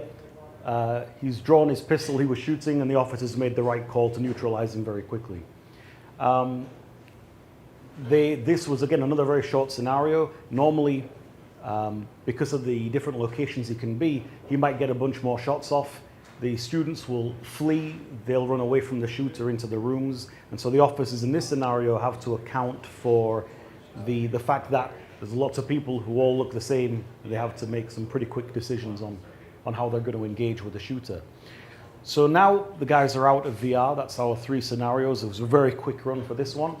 What's happening at this point is the 3 simulations are collecting data. That data is now being pulled out, and we're constructing a UI which shows some of this data. Now, those sessions are very quick, so it'll probably be pretty straightforward. If there are any questions that come in, please let me know and I'll field them. The data that we're collecting for this version is quite straightforward. It's simple. We're looking at number of casualties, time of simulation, and across multiple runs, that becomes an average time per operational variable. But the key thing is we would run these multiple times with the same variable, and we will see the difference between 2 operational variables, how it influences the outcome of the scenario. So it'll take a few moments for the data to come online.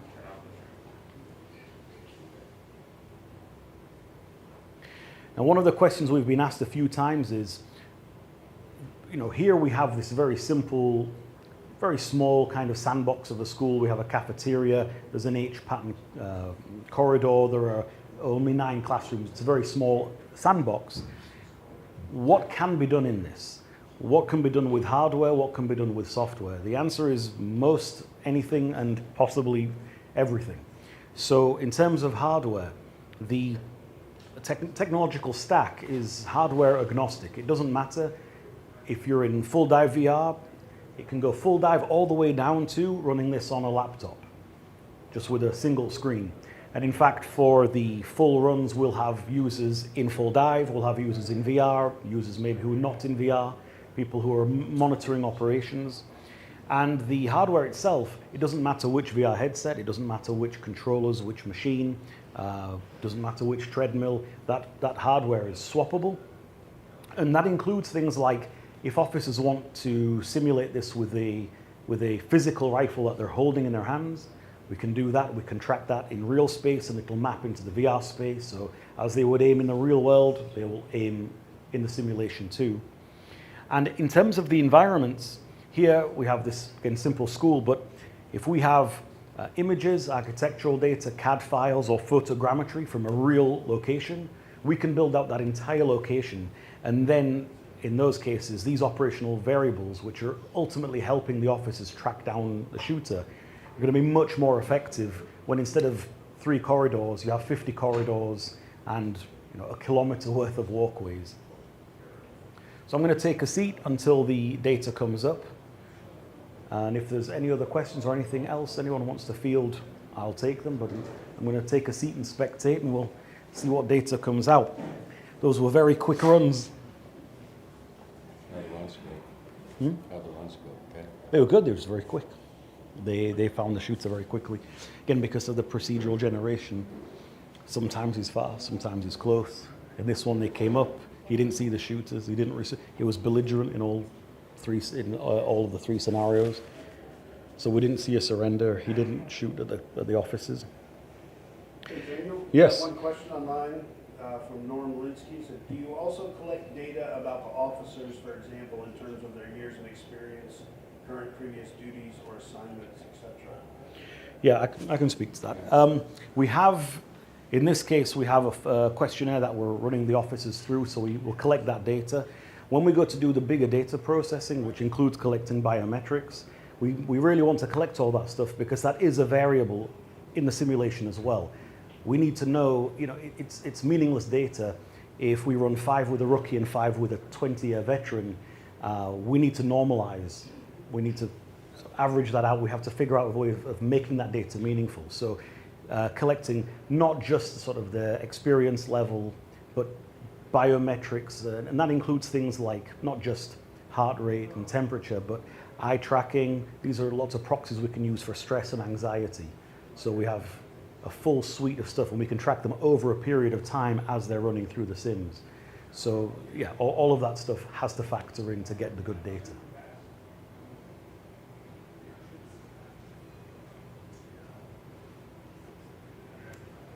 Anything else, Steve? I don't see any other questions. We're waiting for the. They'll put that up when it's ready. So I can talk a little bit about data collection. The system is collecting data from each client and it aggregates it. So again, because the technological stack is agnostic of hardware, it's also completely distributed. So here for this system, we're going to have a local location where people can come, go in full dive. But as we scale this up, the theoretical limit to the number of human users fulfilling different roles is probably about 100. So once we get to that level, they're not going to be co-located. Everyone is getting data collected at their side, and it's all being pooled together.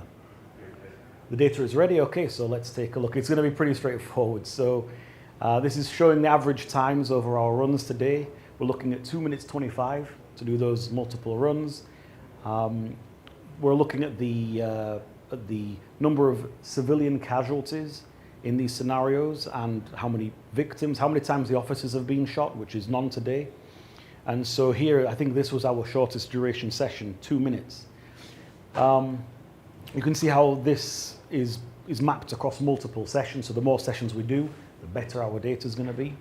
And what you're seeing here in session data is just us cherry picking a few low-hanging fruit, but there is really no limit to what can be presented here. So when we build these out, we're working with subject matter experts to figure out what it is that is important to them. We build those variables into the simulation, and then we map that data and present it in a way that they can make decisions. For example, today we were asked, we had someone who was trying to adopt a particular protocol, but there's no data as to whether that protocol will make a difference or not. That protocol is very easily simulatable for us. So we put that in, that would be a data point, and then we could run 20, 30 runs with the protocol in place, with it not in place, and we will see the difference that it makes. And so we're empowering whoever uses this to make decisions with facts, with data, not with just feelings or intuition, putting hard numbers on anything that they're trying to measure. So again, there's really placeholder data, but the well goes much deeper than this.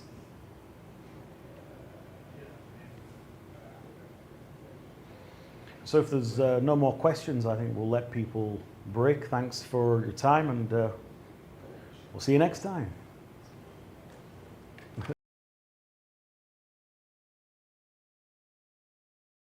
Ready to go?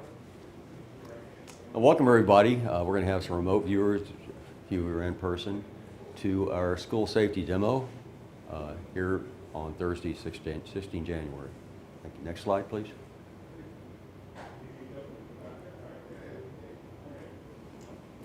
What we're doing, we're showcasing our persistent environment experimentation rehearsal.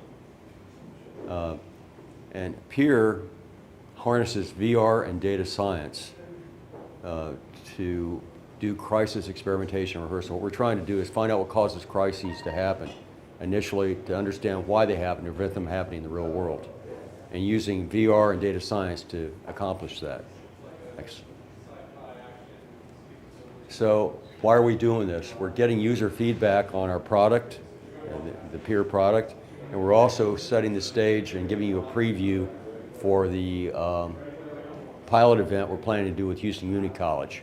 We plan to start planning on that for the March timeframe. It'll be 3 to 4 months in planning. We'll execute over about a week and a half in the June-July timeframe. That's the plan, at least. Next. So there are two components of this. The VR component is the full diverse reality unit. Many of you have seen it in back. We have officers fully equipped with these full diverse reality units that give you the feeling of touch with haptic gloves, a bodysuit for the feeling of pressure and pain throughout your body, a headset for audio and visual sensation, and then a treadmill So you can move around realistically in the environment, all integrated over a game engine. So this totally immerses the operators in the environment and makes it so realistic they believe they're there. It's indistinguishable from the real world. The reason we're doing that is to make a realistic environment so the data coming from the event is that much more useful. The more the operators believe they're there, the better the data coming from the experiment. Next. And the other part is the data science. Our data scientist is Izzy Kohler. She's in New York. She's not here today. But what we're doing is doing experimental design to examine the impact of various factors on the mission. And we're going to have a detailed experimental design for our pilot event and for all future activities we do with the business after the pilot. So what we'll do is take a look in coordination with the clients about what factors they think will make a difference, in this case with school safety. And we'll set up an experimental design with metrics and examine the impact of those factors on the mission. And we'll run multiple scenarios enough so we get good statistical significance. Next slide. So what we're demoing here, we have 2 police officers from Humboldt ISD. They're in the back there. And you'll see them picture in picture when we go through the scenario. They're fully equipped with full diverse reality units. And they're both alert trained, so they're familiar with the alert program. They're alert instructors that train on active shooters. And they'll be engaging a virtual active shooter in a virtual school. And then they'll have students and teachers in the scenario as well. All non-player characters AI enabled. Next slide. So on the demo, the police officers, as I said, will be fully immersed, but they'll be operating under various conditions. One scenario, they'll be operating base case where they have no new capabilities and they engage the shooter and will collect data against that. Another case, we'll find out what impact facial recognition has. Another case, we'll find out what impact shot detection has. And we'll collect kind of notional data to show the impact of those factors on success. Next slide. So these are my partners. I manage the overall program, IMEROPEX, and my partners are Shiny Box, they're the lead VR developer. OmniSpace 360 runs this dome.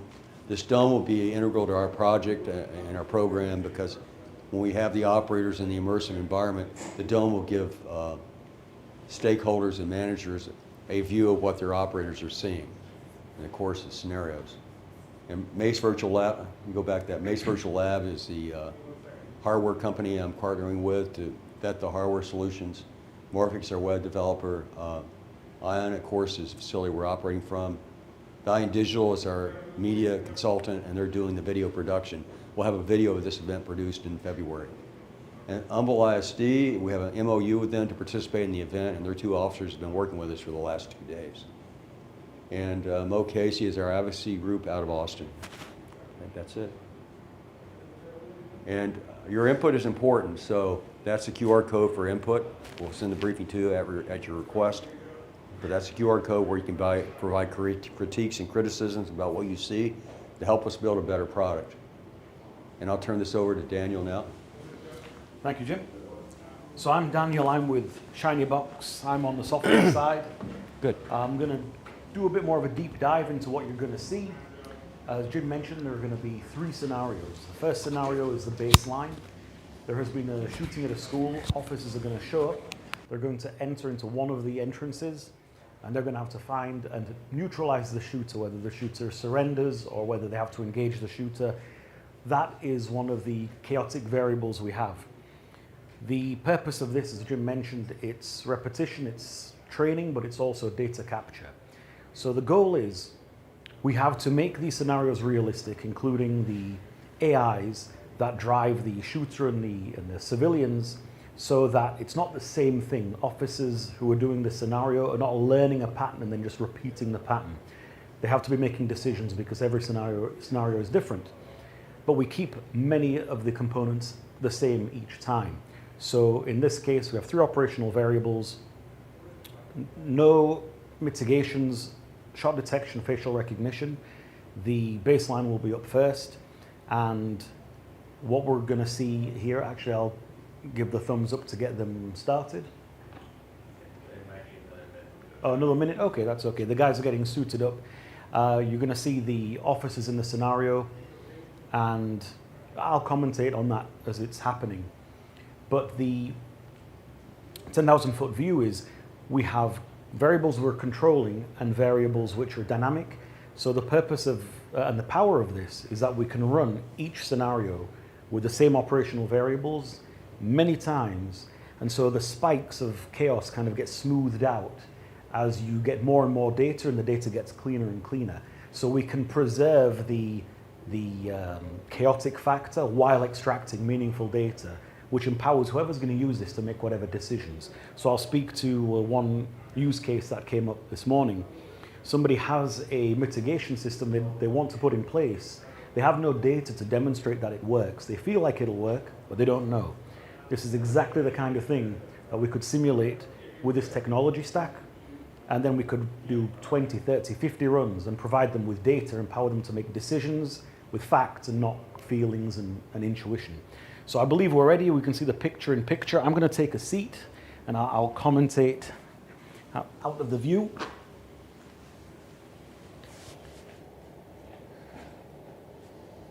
So this is what they're seeing. This isn't quite what they're seeing. They see the first person view. What we're seeing here in the dome is a kind of a follow spectator camera. Okay. So we're going to be able to see both officers from the third person view. You can see Officer 1, Officer 2. The shooting is already... kind of a drone over their shoulder. Exactly, yeah. Okay. And it's a smooth follow. Obviously, we're not trying to make anybody sick here. And something else. So here we've got the shooter. They got into a shootout. Now, so here's what happened. You saw the officers went away. We're keeping this PG. We're keeping this very PG. So we're not going to see any gore. We're not going to see any violence. You're not going to see the consequences of a shooting. So as soon as they neutralize the perp, the scenario ends. The officers are removed, and we just see kind of a snapshot of how it ended.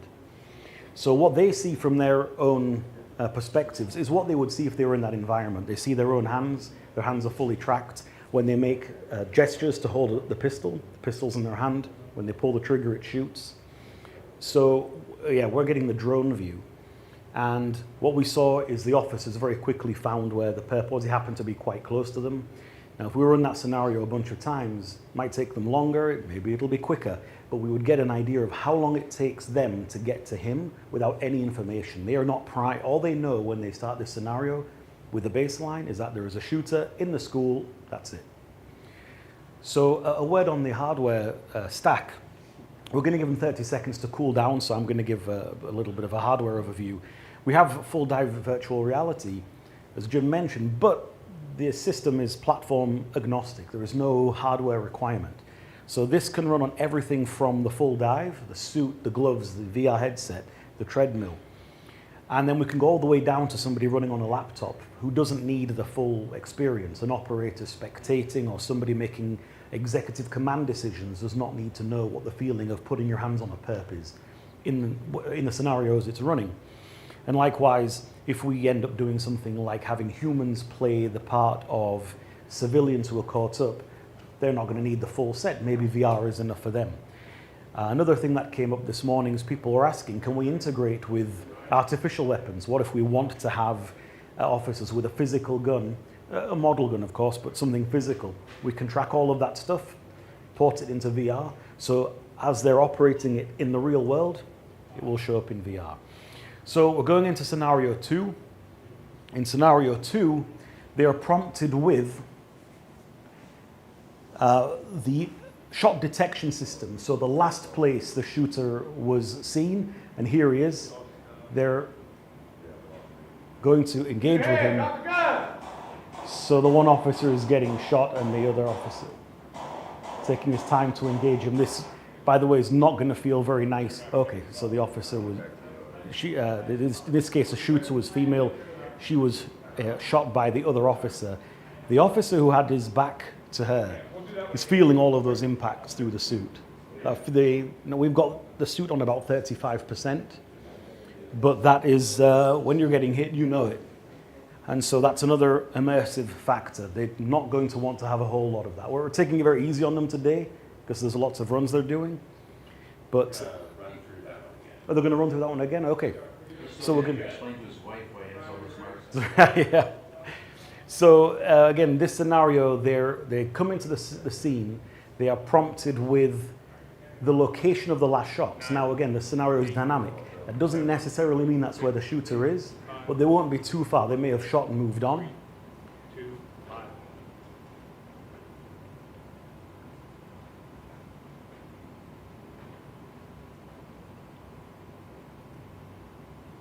So what we're seeing here is on a little bit of a delay.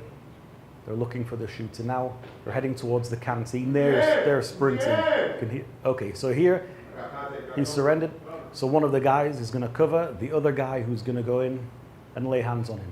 As soon as he lays hands on him, that's considered an apprehension. The scenario ends. Any questions so far about what we've seen? It depends on his behavior. They have to make that decision. So here his hands are up, but that behavior for the shooter is actually dynamic. So when the scenario begins, the shooter decides what mood he's in. He has 3 modes: aggressive, passive, and evasive. If he's aggressive, he sees cops, he's just going to draw and shoot on them straight away. If he's passive, as he was here, when he sees officers, he's going to put his hands up and he's not going to put up a fight.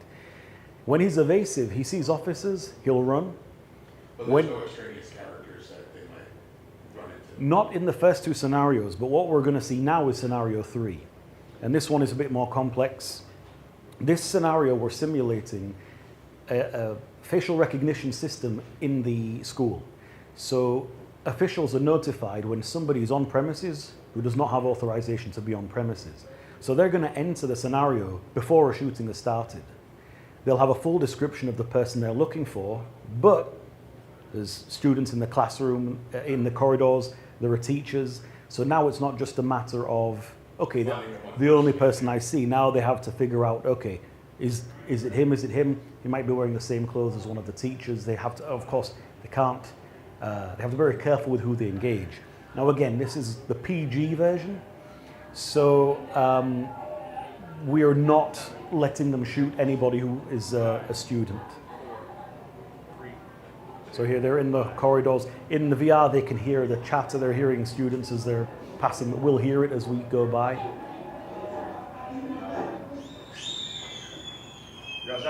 So you can hear there are shots being fired now. The students are running to classrooms. To the cafeteria. Let me see your hands, Good.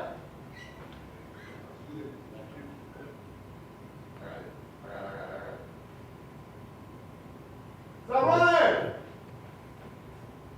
They're chasing him down. He's moving to some location. Okay, now he's going to shoot. He started to shoot. The officers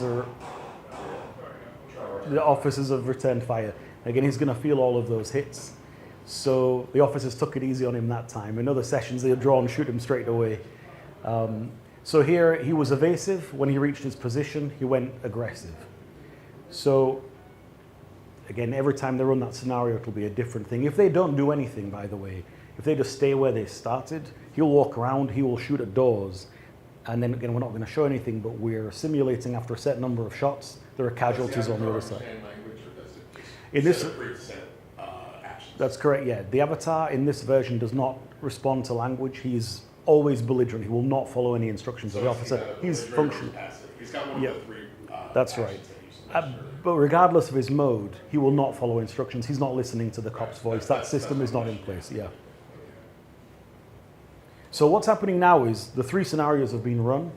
This is the 5th one we've conducted today. The system is collecting all the data and it's spitting it out right now. It's being processed. We're putting it into an example user interface to show what's being collected, how are the averages looking across the 3 scenarios. It's going to be very light data that's coming out. While that's being processed, I'll field any questions anybody has.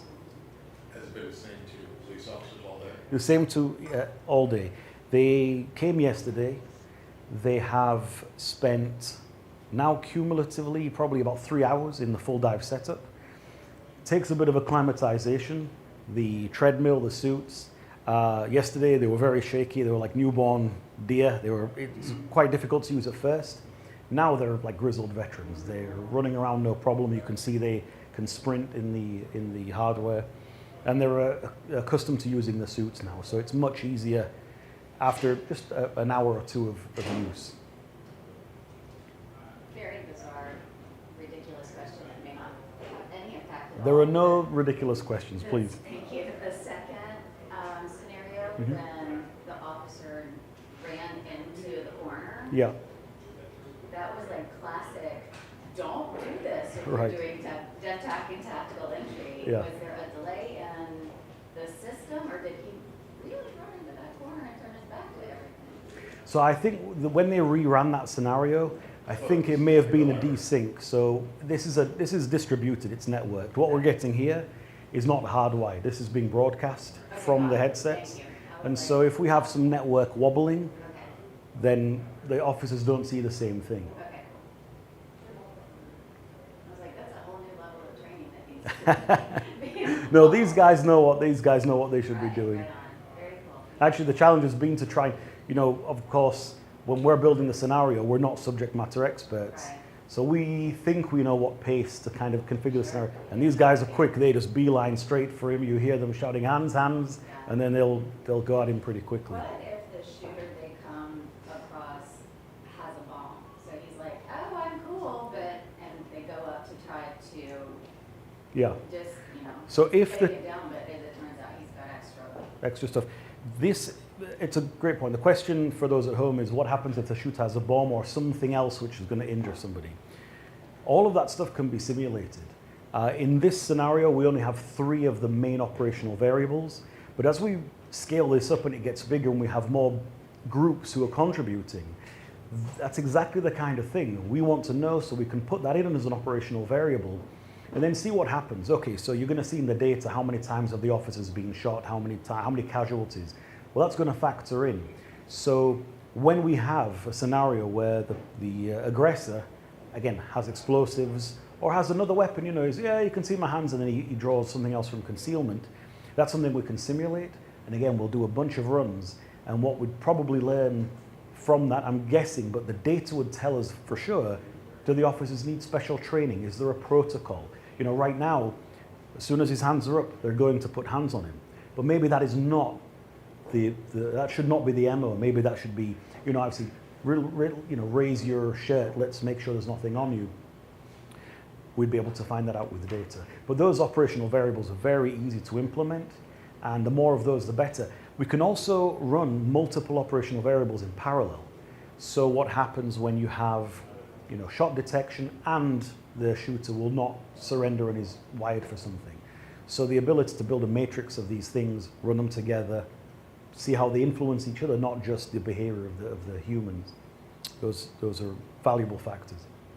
I have one question online from James Miller. Can you see what the officers see in the demo? We can. So the question, I'll say it again for those at home, can we see what the officers see? The view that you're seeing in the dome, we can move between each officer in a third-person view, or we can jump into their eyes. So we can absolutely pick up in real time what they're seeing. We can collect biometrics from them individually. There's no limits on that. The reason why we're not showing that here is in VR, their emotions are very, they're natural. So they're snapping their head left and right. They're running, they're bobbing. It's very kinetic. And when you see that in here, it's quite disorienting. So here we had the follow cameras slow, it's smooth. You're kind of wrapped around. So we're not trying to disorient people the same way as we're not trying to traumatize anyone with bodies. We had to keep it nice and easy for everybody in the dome. But yeah. That's the only question I have. Okay. New data has been generated right now. Data. Ready in a minute or two. Super, yeah. You can throw that up. I'll speak to it as soon as it's ready. You throw it up and I'll jump to it. Yeah, it works through Lens, not through the actual QR reader. Oh, interesting.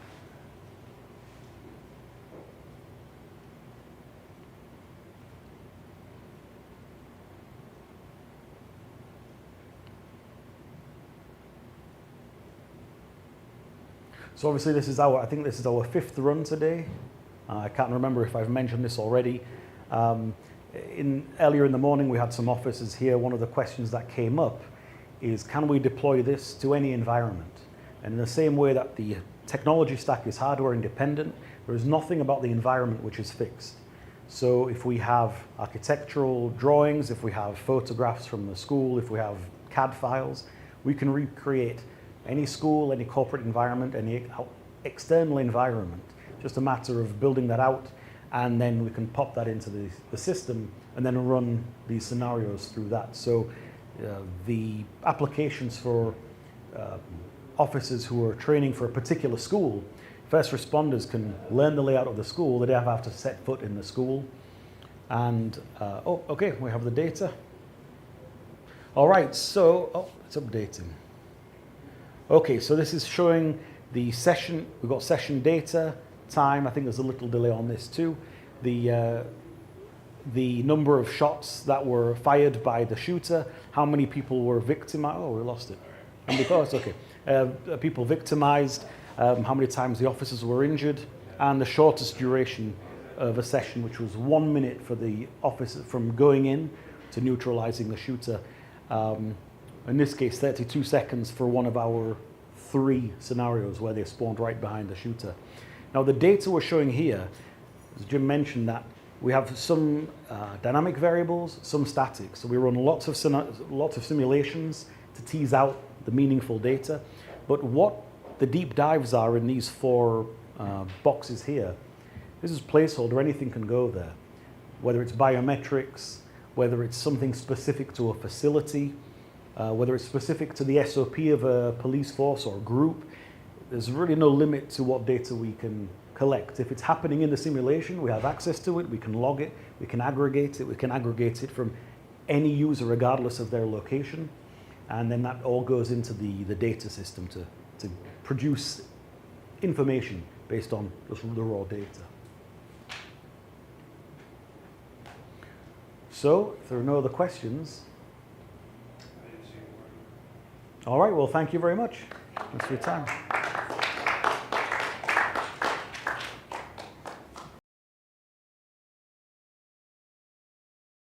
Welcome everybody to the IMEROPEX School Safety Demo, and our people that are remote as well as in person.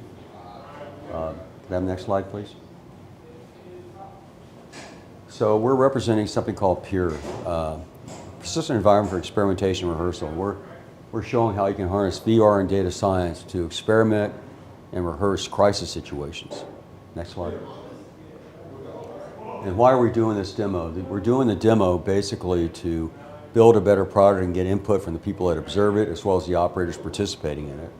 And the other thing we're doing is giving you a preview of what our pilot will look like that we're doing in coordination with Houston Community College.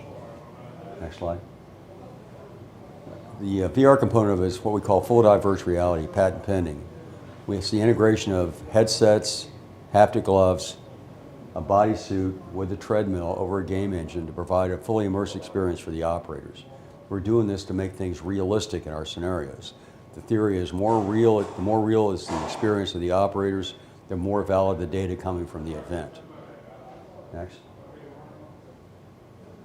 And the other part of it is data science. We have a data scientist operating from New York. She's not here today. But we'll be designing experimental architectures so that we'll look at experimental factors that customers think are going to make a difference in things like school safety, countering an active shooter threat. We'll examine them analytically in the course of the scenarios to determine what factors have an impact so we can use that data to make decisions on what to do differently or what to buy.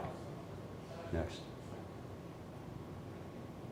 And this particular demo will have 2 Humboldt Independent School District police officers in full diverse reality engaging in an active shooter. The active shooter will be a AI-enabled non-player character. In addition to that, we'll have students and teachers that are AI-enabled non-player characters. Next. In the demo, the ISD police officers will be operating under 3 different conditions. One condition is just a situation where they don't have any new capabilities and they're trying to engage the active shooter. In other situations, they'll have facial recognition. In other situations, they'll have shot detection. The idea is to examine the impact of those factors on the mission with their participation in it. And we're generating notional data that Daniel will go into that may reflect how these factors could impact the mission. This is notional data. It's not meant to be taken for for gospel. It's just an initial cut at what the data might look like. Next. These are my partners. I run IMEROPEX, and my partners are our Shiny Box, the VR developers, OmniSpace 360 that runs the Immersive Dome program here, Mace Virtual Lab, the hardware company, Morphic, our web developer, Ion is our facility here we're collaborating with. Valiant Digital is doing our digital marketing and our video production, and Mo Casey is advocacy out of Austin. I think that contains things. Next slide is basically my get off the stage slide. What we're trying to do is get input from you. There's a QR code you can use to provide criticism, critiques of what we're doing so we can build a better product. Thank you. Thank you. Afternoon, I'm Daniel. I'm with Shiny Box. I'm on the software team, and I'm going to go into a little more detail about what you're going to see in the next 3 sessions. This next session we're going to do is, as Jim mentioned, is the baseline. And that means that the officers are going to go into the scenario, they're prompted, all they know is that a shooting has happened in the school, they have to find the shooter and engage the shooter. And here you see picture in picture, the guys are ready in the deep dive. I'm going to give the thumbs up to have them kick it off. And I'll give a little bit of running commentary.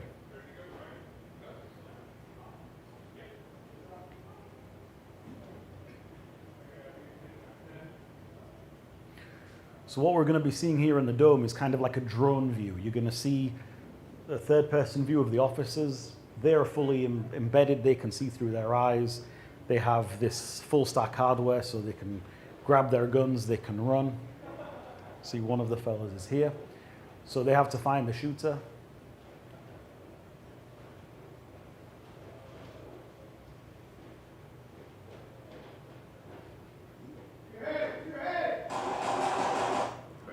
Okay, so what we're doing here, we're keeping this very PG. When the officers go away, the scenario is ended. They engage the shooter. They ask to see his hands. In this case, the shooter put their hands up and they shot the shooter. So this is the kind of data we want to collect. Now, again, they're making very rapid judgment calls, so there's no judgment here, but this is all kind of part and parcel of the data analytics and bundle. So the next scenario, we're going to give them about 30 seconds to cool down and reset between each session. The next session you're going to see, we're simulating shot detection system in the school.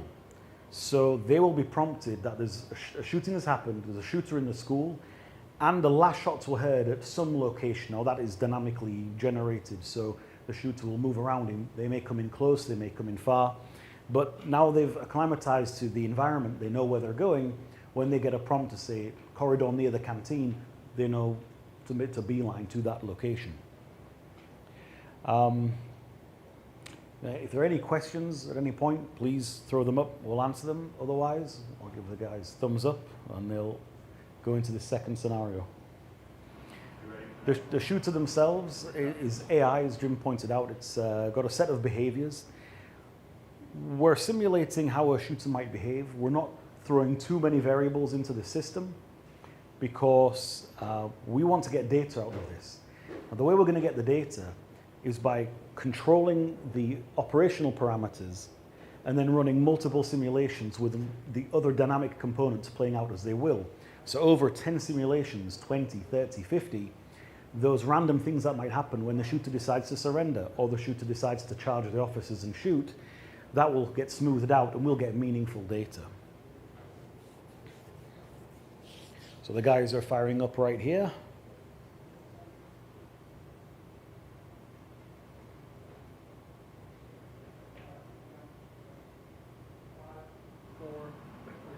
Here comes the countdown.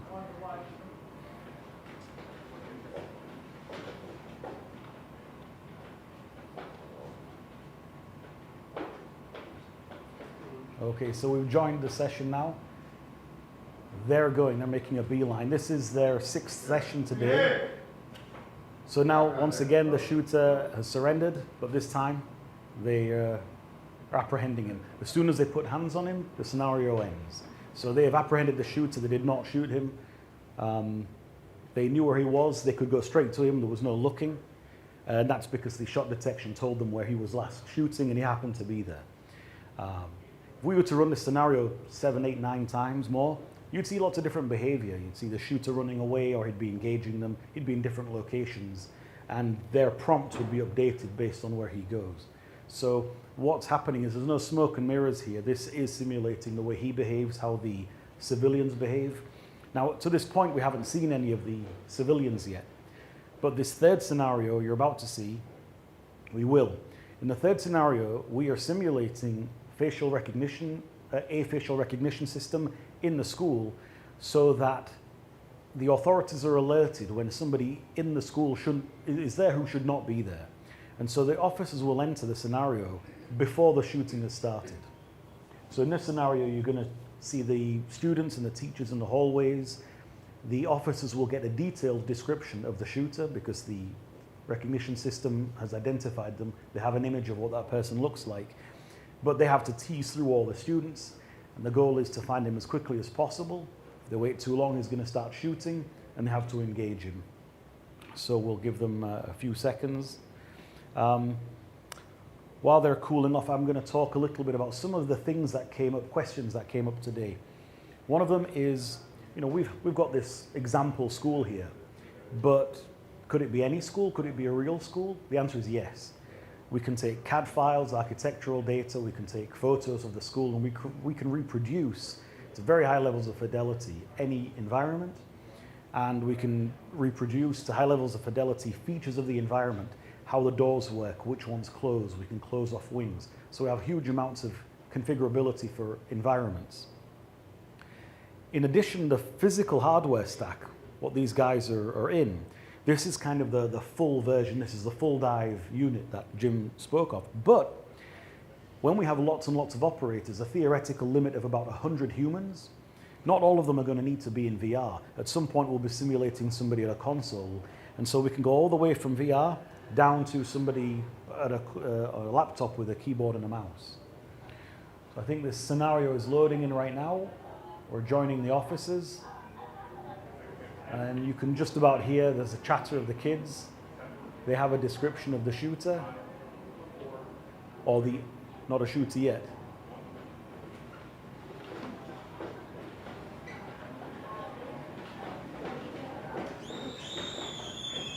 So you can hear shots are being fired.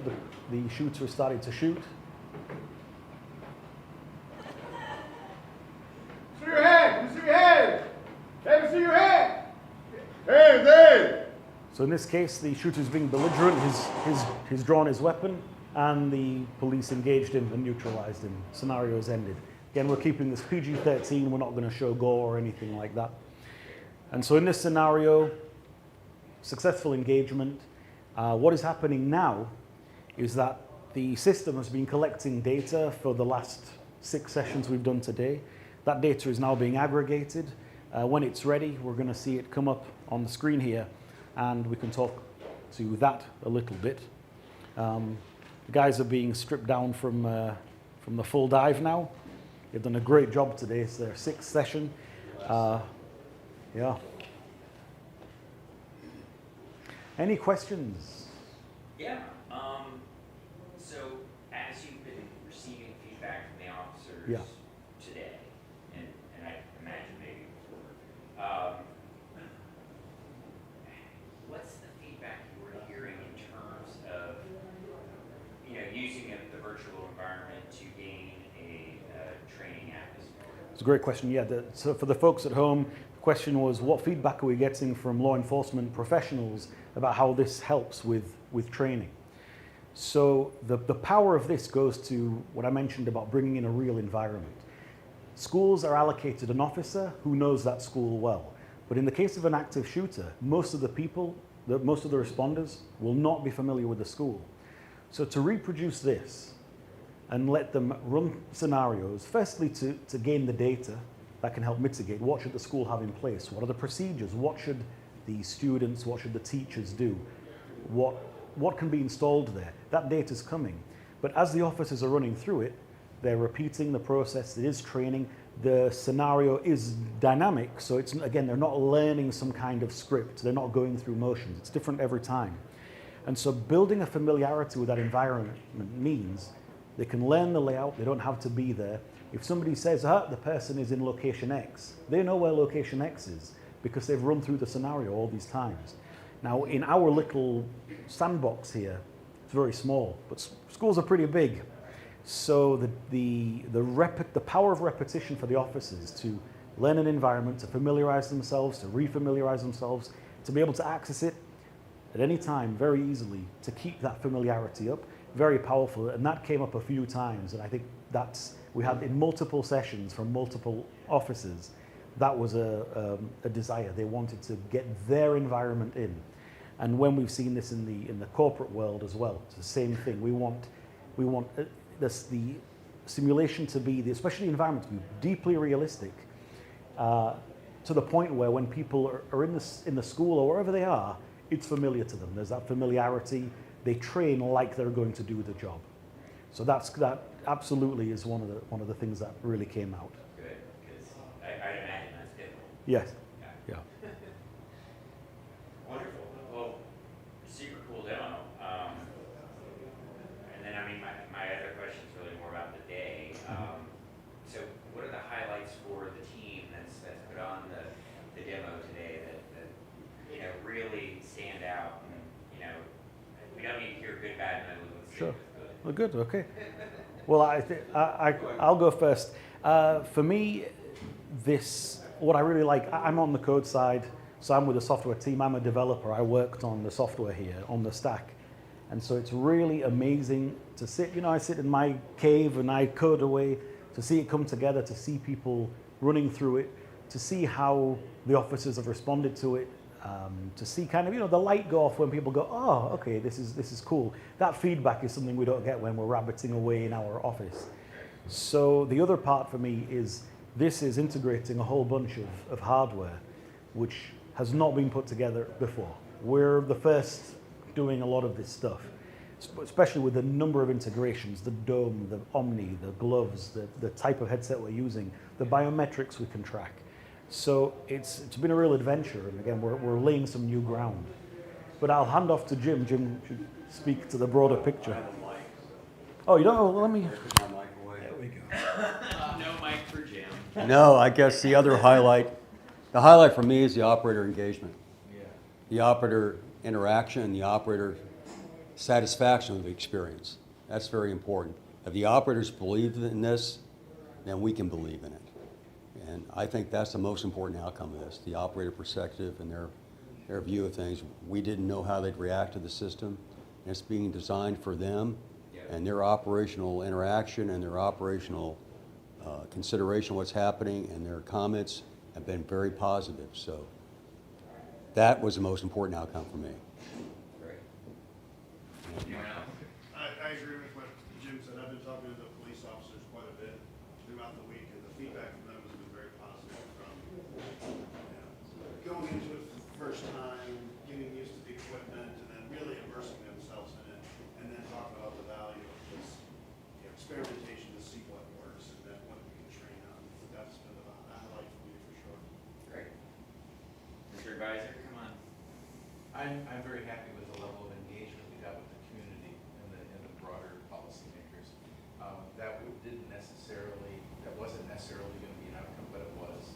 And so I'm very, very happy that we've got that awareness out there. I'm going to speak very quickly to this data. So this shows a sample output of what we've collected over the various sessions. The thing to emphasize here is that we have picked these variables that we're tracking, the time of the average session, the shortest session, how many victims were injured in the course of the simulations.